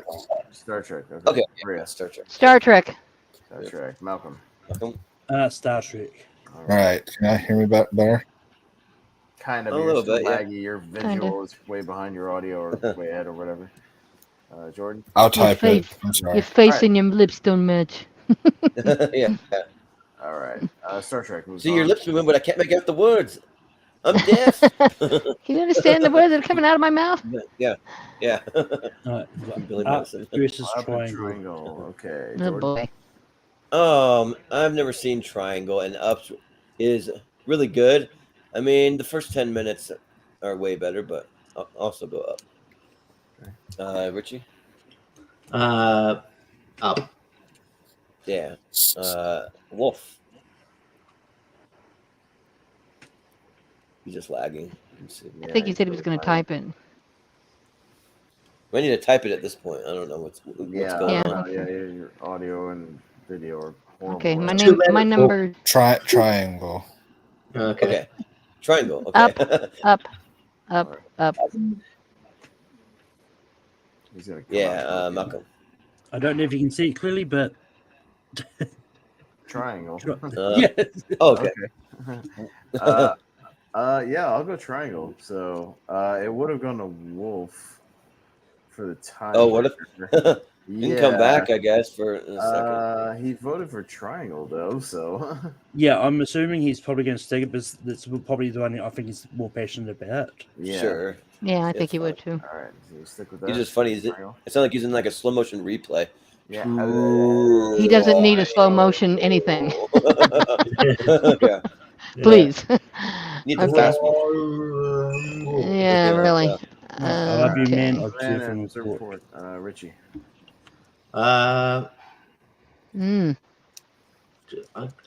I love you, man. Thanks, Richard. Yeah. So we both know. Maria? I'll take I love you, man. Okay. Malcolm. Malcolm. I love you, man. I would have way gone observer report. And that on sounded this. really heartfelt, Malcolm. Thanks. Austin. Observer report. And I'll go. I love you, man. And I don't know if it's working for him. It still looks like it's buggy. So, Came back in are you with slow. us, Wolf? Yes, I am. Can y'all still hear me? Yeah. I can hear you better. Okay. Okay. So it's I love you, man. And observant report. yeah, okay. That's what it is. All right. I will say I love you, man. All right. I love you, man. And moved on. Yeah. And very quickly, we had a tiebreak between up and triangle. Wolf, you're the tiebreaker. You would have been a triangle, right? You would have stuck with triangle. Yes, triangle. Do it. Okay. Yeah. Get, Right. love you some love. They did it. That- They that's did what it we just to make assumed. sure. We're just making sure. That's what we assumed. Yeah. Yeah. Making sure you're cool. All right. Dragon to Hell and Adventureland. Wolfman, you're up first. I'll say, you know what? Let's keep this Adventureland love going. I'll say Adventureland. Maria. Adventureland. Malcolm. You know what? They're both in the championship Adventureland. Yep. Austin. Dragman Hill. And I'll actually go for Adventureland. I just didn't want to vote for it based on what it was against last round, but I'll vote for Adventureland here. Richie? That's the thing. You gotta. Definitely not like a Spike Kristen Stewart thing this time. I generally think I like it over a Dragman to Hell, so I'll go Adventureland. Yeah. All right. She's decent in it. Mm-hmm. I can admit it. Got I'm mystery surprised team. some of these are going to make the It's the final. social Social network. network. Yeah. Maria. Social network. Malcolm. Malcolm. Love it. Love it. Love it. I mean, once again, both in the championship. Mystery team. Yeah. Austin. Same as Malcolm. Mystery team. Same as both of you guys. Mystery team. Well, look at that. Richie. Let's do a mystery team. Yeah. Wolf. I would have gone social network. Yeah. Mystery team wins. All right. The mystery team, but the social network will be in the finals on Friday. So. Mm-hmm. Cool. Taken up against Right Fright. night. Malcolm. Fright Night. Yeah. Austin. Taken. I still stand by it. Maybe time for Fright Night to win a tournament, in my opinion. So Fright Night. I love it. Richie. Taken. Wolf. Fright Night. Maria. Taken. Okay, it's a tie to Maria. Taken. Taken. So You just I dash all my respect you. hopes and dreams, Over. Maria. I didn't do it on purpose, but if it happens that way, whatever. I mean, Fright Night's in the championship. It's got it. Yeah, see, Yeah. that's what you told me about the social network. So Yeah. see, it all works out. Everybody can be Unless you- disappointed, but it's going to be okay. We dash your hopes and dreams. You got to do it to us. So that's fair, yeah. That's certainly not my hopes and dreams. Yeah, right. But I like Jesse Eisenberg. Let's get real. Our I whole saw lives are on Batman. the line with these movies. They're Or Batman Yeah. v Superman. all right. Loved Ones and Trick or Treat. It's on me. I'll take Trick or Treat. I'll try to watch Loved Ones before Friday. Yeah, I'll try to watch Loved Ones before Friday too, and I'll vote Trick or Treat. Richie. Loved Ones. Yeah. Wolf. Yeah, you know what? Because they're both in the championship, I'll show the loved ones some love and say loved ones. Trick or Look at treat. that. Yeah. Malcolm. I think most of the horror movies we have in this in this Lily series was in this tournament, to be honest. But I'm going to go Loved Ones. All right. So another tie. You're gonna say that? Oh yeah. You can go ahead first, Malcolm. I was gonna say like Wolf looked like he was asleep and he's like coming out of an exorcism. I'll vote for this one. Yeah. Yeah. The power of Satan compels you. Yeah. I'm trying to hang in there. I'm trying to hang in there too. I'm very tired. I know, me too. It's been a long one. We're getting to I'm actually have a lot of energy. From the For afternoon, some yeah. reason. It got me an energy drink. So I believe it is the one town of these and one of these Star Trek. combined to make Town for a and good Star Trek. Town and Star Trek. All right. No, Oh man. town in Star Trek. Like every freaking time I'm first this time. It's been a really hard one. Star Trek. Richie. Star Trek. Wolf. Ooh. Well, okay. Here I'll go the town. Yeah. Star Trek. Okay. Malcolm. Yeah, Yeah. I think it's appropriate that 2009 movie wins the 2009 episode Star Trek. Yeah. Yeah, that's one I'd be cool winning the tournament. I'll say Star Trek. Yeah. It's really good. Triangle. Triangle and I Love You, Man. All right. Oh my Richie. gosh. I love you, man. Wolf. Wolf. Yeah. Triangle. All right. Try. Angel. I love you, man. Angle. It's gonna be the slow-mo again. Yeah. I love you, man. Malcolm. Triangle. Yeah. I'm like Hot Fuzz. Morning angle. Morning triangle. I'll take triangle. Yeah. I'll take triangle, and that'll tie it to me. Triangle. Yeah. Well, wait. I didn't vote. I vote for I Love You, Man. Really? But is it still a tie to you? Why do I have 3-3 already? I don't know, but I didn't vote. Anticipation. So Okay, it's a tie then. It's still to me. So triangle. okay, sure. Yeah. Didn't affect it anyway. Adventureland up against Mystery Mystery Team. team. All right. Wolf. Adventureland. Mystery Was that a team. gunshot somewhere? That, like trying to wake Wolf up? Somebody's slamming doors. No. Okay, really, Wind on the like, door. wake up! Yeah. Malcolm. So Adventureland. Okay, Malcolm. I said Mystery Man. Oh, Mystery so Man. mystery team. We don't get to that till Or whatever it was. Mystery we Team. don't- I'm sorry. We Yeah. don't get to that one until 1999. That'll be Yeah. Okay. 1999. No, Yeah. yeah. Mystery Team. Okay. Yeah, I'll go mystery team. And that movie could win, but it's gonna go up against the Matrix and some other hard stuff. But yeah, I'll go with mystery team. Yeah. Richie. I'll go Mystery Team. All right, mystery team. Okay. We got Taken up against the Loved Ones. Okay. Maria. Taken. All right. Malcolm. Malcolm. The further out it gets, the tape just looks like a big black box. I know. Yeah, sure. Yeah. Why do they gotta really squint your eyes? Ugh. Yeah. But yeah, I'm going to go the Loved Ones. Yeah, Austin. Seats taken. Yeah. I'll just shout out my dad in the comment section. He's tuning in, so he says Taken. So I'll go with Taken, like father, like son. Let's do it. Richie. Taken. All right. Yeah. Wolf. The Loved Ones. Well, Yeah. not this time. I made it pretty far for movie 17. But Yeah. all right. Dang. That's true. That's true. You better let Wolf do his plugs first after this. Ooh. He's a little tired. So now where are we at? All right. Malcolm, Star Trek and Triangle.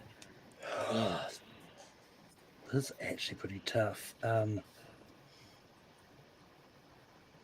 I really like Star Trek, but Triangle was a movie that really surprised me. So Triangle. Yeah. Austin. Not as tough. I've seen Triangle once. I've seen Star Trek about 25 times. Star Trek. But I'll try to watch Triangle before Friday too. That's another one. But I'll vote Star Trek. It's the one I've seen. Richie. Yeah, same logic. Star Trek. Yeah. Wolf. And of course, I would have gone Triangle. Yeah. Maria. Sounds good. Star Trek. Star Trek. Yeah. Okay. Yeah. No, not quite yet. Star Trek. Oh, Star Trek. Yeah. Whoopee ki motherfuckers. I will Yeah. say you're in luck with Triangle, Jordan. It would It's be free- Die Hard. It's free on pretty much every streaming service on the planet. So easy Oh, to cool. find. Easy to find. Yeah. I love it when they do Mystery that with Mystery Team and with make it and take with horror movies. Like there's certain horror movies they're just available everywhere. And I love It's it. Prime, It's Tubi, sort of like Hulu, Coherence. Peacock, They were everywhere. or it's like available Thank on God they TV. were available during the pandemic. I don't care about Yeah. now, but I was so glad to have all this stuff to do at home. Yeah. All right, we're almost there. Mystery team taken. Me first. I'll take mystery team. Jordan. Yeah, the mystery team hasn't gone up against anything I'm super passionate about, so I'll go mystery team. Richie. I'll go Taken. Yeah. Wolf. Y'all sold me on Mystery Team, so I'll go Mystery Team. I think you really like it. Yeah. Maria. Taken. Yeah. Malcolm. Mystery team. Wow, mystery. I put go Looks like mystery mystery team. team. I put go mystery team in my headline here. I didn't think it would make it to the goddamn finals. Yeah, there you go. Yeah. Wow. Okay, 2 movies. I'm totally cool with either one of them winning. Actually, so yeah, this will be interesting. See, it's as if I knew you were really passionate about mystery team, so I decided to watch it for you. Yeah, right.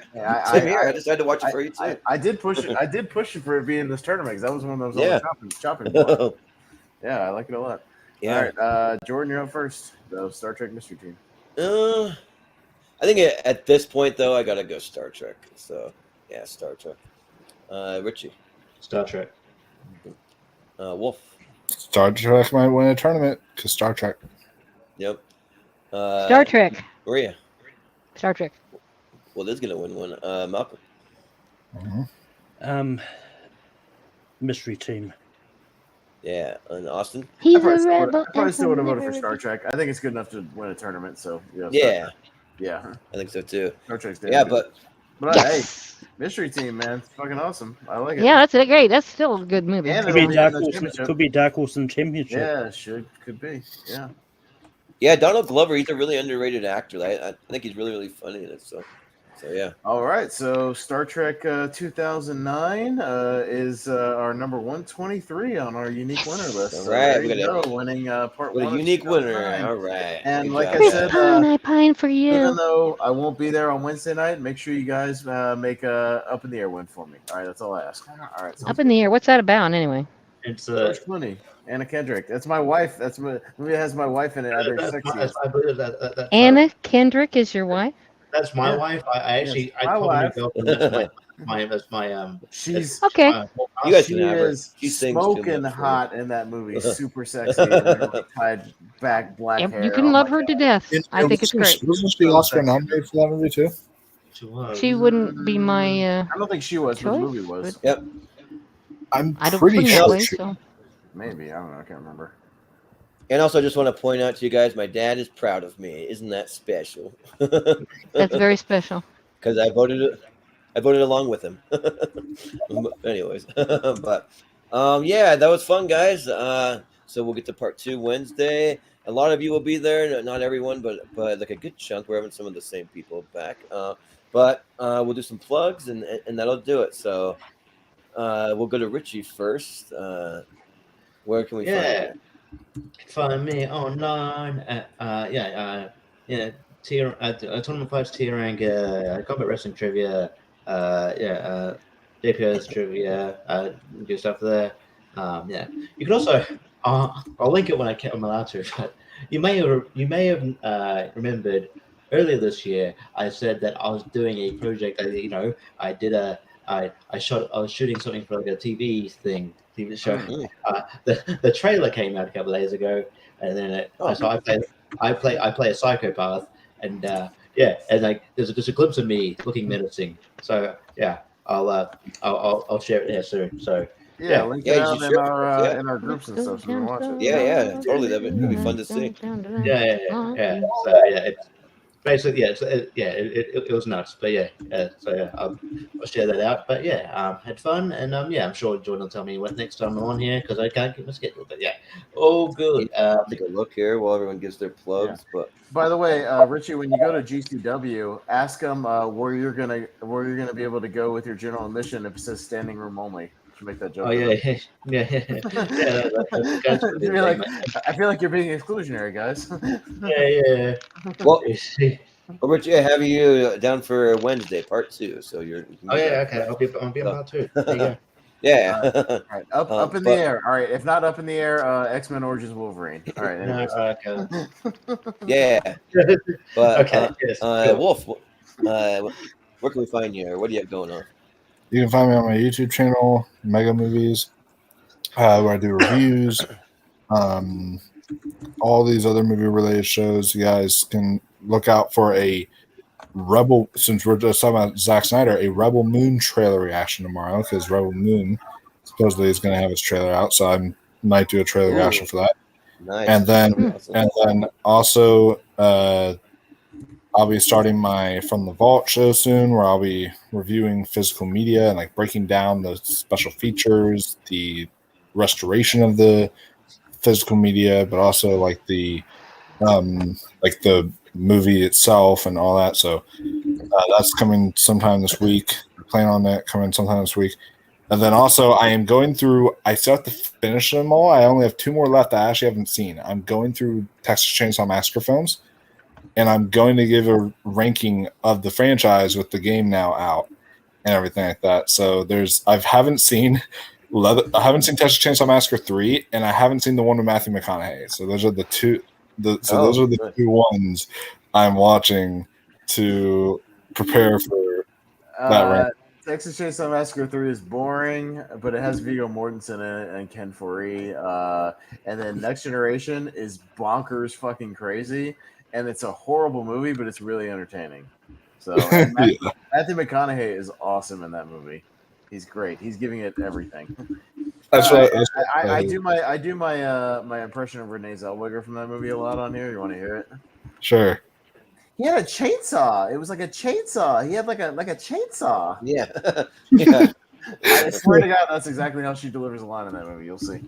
Oh my Lord, that's amazing. I'm gonna one of those movies that's like so bad that it's fun. It's so bad that it's amazing. Yeah. They're like, I don't like the original, but I do like that Matthew McConaughey one kind of. So. Yeah. Oh wow, that's a hot take. Yeah, it is. Yeah. But speaking of horror and talking about 3D, we're keeping up the 3D train because Austin and I will be coming back with our drinking game. Oh my God. Nothing mistake, but we'll be doing this time Friday the 13th, Part 3. Since that was, had its 3D effect. So we have to take a shot every time there's a 3D effect. And anytime there's, of course, kill, nudity, other stuff like that. So that'll be a fun one. And that'll be this Saturday. So stay tuned for that. Yeah. Cool. Sounds good. But you got to bump off if you're pretty tired. I gotta jump off a bridge if I don't get my turn so I can quit. Well, you're next, Maria. So Jesus Christ! Please let me be in front of this guy. This is Goofy, and he and I are gonna go night now. All right. You'll see me wherever I'm at because I don't even know where I'm at half the time. So there you go. Well, that's all I want to say. With us again, so you'll be Wednesday, yes, of course, because I want to see this to fruition. Good night. Right? Yeah, we'll see what else. The other half of 2009 movies. So. Yeah. Well, I'm serious. I need to be moved. All right. Goodbye. Sounds good. We'll put you in front of Wolf next. but Malcolm, what do you have going on? Dropping like flies. I know. All good. But yeah, you can find me on Take Few Productions, where I host Rankum every Sunday. This week we're doing top 12 John Cena movies. And yes, he's got more than 12 movies. They'll all be good movies. Barely. He's got like 15 movies. Barely. So you're getting like all of his cameos in there too. Well, I mean, I'm eliminating his cameos, but we are going to include his like straight DVD stuff as well. So yeah, you're gonna have to. I mean, honestly, I'm surprised it'd just be Adam Sandler in the poll. Oh, you know how it did? I voted for John Cena at the last second, broke the tie, and then I didn't want to do the other. So there you go. You can thank me for that. I mean, some of them you can see him. There's at least a couple animated ones he did where you can't see him. But anyway, also on Sunday, before that, I host our Oscars podcast. We're going to be talking a bit about our predictions for Best Actor and Actress, and Wolfman will be on that. Nice. But and also you may have remembered me saying that that I was an extra in a movie recently. The trailer for that has recently released. Oh wow, you got one too. Nice. Yeah. I do a I don't movie know when the movie recently? comes out. Shit, I need to get in the movie. Yeah, you got to share it with us, Malcolm, and like in our group or Oh, I mean, something. I shared it on my main Facebook account. Oh, cool. You can go over there and see it. Yeah. But yeah, it comes out in October for us. I don't know when it comes out for you guys. I know it's going to be at TIFF. But yeah. Oh, it is. Oh, it's nice. That's cool. And you can also find me. Yeah, and you can also find me again back here on Wednesday. And and you can also find me on Full Metal, where I host trivia matches. Cool. Sounds good. And yeah, one of these days I'll have to post. I was in some student films back in high school, but they're not going to be at TIFF. Like that's for sure. but Austin, where can we find you? All I've got is a bunch of wrestling matches on the internet that I've refereed, and some of my I co-hosted a wrestling show at one point on YouTube. So nice. I can share some of those. You see me badly host a wrestling thing, but I do a good commentary. But anyways, Star Trek parody where we had to save our local news anchor from the Klingons. He got captured by the Klingons. I'll have to share that. We used to do sketches on some of those weekly shows where we do like kind of goofy, like almost Scooby-Doo type sketches of me chasing around some wrestlers as like a security guard. Nice. Some of those. That's awesome. That's some acting here and there. Nice. But yeah, Lonely Marks on Thursday. If you speaking of wrestling, yeah, me and you, Jordan, are in the Team ASAT Championship tomorrow night at 7 Eastern. So we'll have to get on there and lose the Quinto real quick, and then we'll jump off there. And then, right, really lose good. real quick. Yeah, yeah, he's good. And then podcast about movies on Saturday night, talking some 80s movies. So join us for that. There you go. Yeah, and also my dad's still here. He says, "Good job, everybody." Well, thank you. So yeah, we're very tired. So yeah. Everybody's tired. I'm not, because I have the luxury of sleeping in for the next week, and I'm taking full advantage because I'm starting a new job where I have to start going in at 4:30 a.m. So I'm going to take full advantage. Welcome to my world, baby. Yeah, yeah. I just fill out my final piece of paperwork for that. But yeah, for us, you can see us we're doing a podcast also maybe this Saturday if there's time. If you have time, Austin, I don't know. We'll see what your schedule brings. If we do, we'll have to squeeze it in between the other two shows. So we'll see. Yeah, or we can talk to the other guys, but we'll keep you posted. Though we are planning to do our next podcast for our Patreon. It's patreon.com/movie hero. We do have exclusive content over there that you can't find here, but for all of our exclusive content, when we do it live, if you want to catch it for free, you can watch it on our YouTube channel, and then it will move over to the Patreon. So we'll probably do it sometime this weekend, but we'll keep you posted. And to find out about that, you can follow our social media, and all of it's down in the comment section. But if you go to Movie Hero 2121 on Twitter and Instagram, and then also the Schmodown Friends and Family group on Facebook, and then my personal Instagram, Jordan83616, and then there will not be a poll for tonight's episode. That we're going to wait till the championship on Friday. Whatever makes Elite 8, there will be in the poll on Friday. Also too, I'm just gonna keep everyone posted about our free for all for the Seen and Heard trivia. That is, the spots are already full, so there's no more spots left. That actually filled up really fast. I didn't expect it to fill up as fast as it did. I thought maybe it'd be open for a few days, but we have a little graphic here. It'll be happening officially on Sunday, September 10th at 5 p.m. Pacific, 8 p.m. Eastern. So tune in for that, because we've got about 25 people or so in there, and it's going to be a pretty big event. So it'll be a fun time for sure. So, and then I'll just give you our little preview of what we have coming up on the channel. So we'll be finishing out, of course, our ladder series of 2009 on Wednesday and Friday. Next week will be a fun one. We'll be continuing our geek series, our quest for the best geek character of all time, and we're doing a tournament that'll be Middle Earth characters versus Harry Potter characters. So that'll be a unique one. Then we'll be going back to best one-word movie titles from the 2000s. That's coming up as a tier ranker. That's part of our tier ranker series, because we're also doing that. We got one series on going for Tournament Fights 1 for tier ranker. And then we have best post-apocalyptic movies coming up. So we got that one. We're gonna be doing friend of the show, Dan Skip Allen's top 64 favorite movies. So that'll be soon. We have another movie hero mystery tournament coming up, so you can watch for that. And then we have our Battle of the Batman. It's going to be Michael Keaton versus Christian Bale versus Val Kilmer versus Robert Pattinson. So Battle of the Batman. And then our 2008 series will be like about mid-September. And then our next Geek series will be Best Marvel Characters. So if you're a fan of that, we got a couple spots open for Best Marvel Characters. And then we're also getting into Best Westerns. And I'll leave it at that for now, because in October it's just going to be mostly horror stuff with like one or two other things kind of sprinkled in there, but you can expect that coming up. So yeah, that'll do it for us tonight. Though that was a fun time, and we'll be back at it again Wednesday. Austin won't be here, but he'll be back on Friday. He'll be out of town for just one episode, and we'll have him back on Friday. So yeah, but thanks, guys, for Malcolm, for Austin, for Richie, for Wolfman, for Maria. I've been Jordan, the movie hero Anderson, and we will see you next time.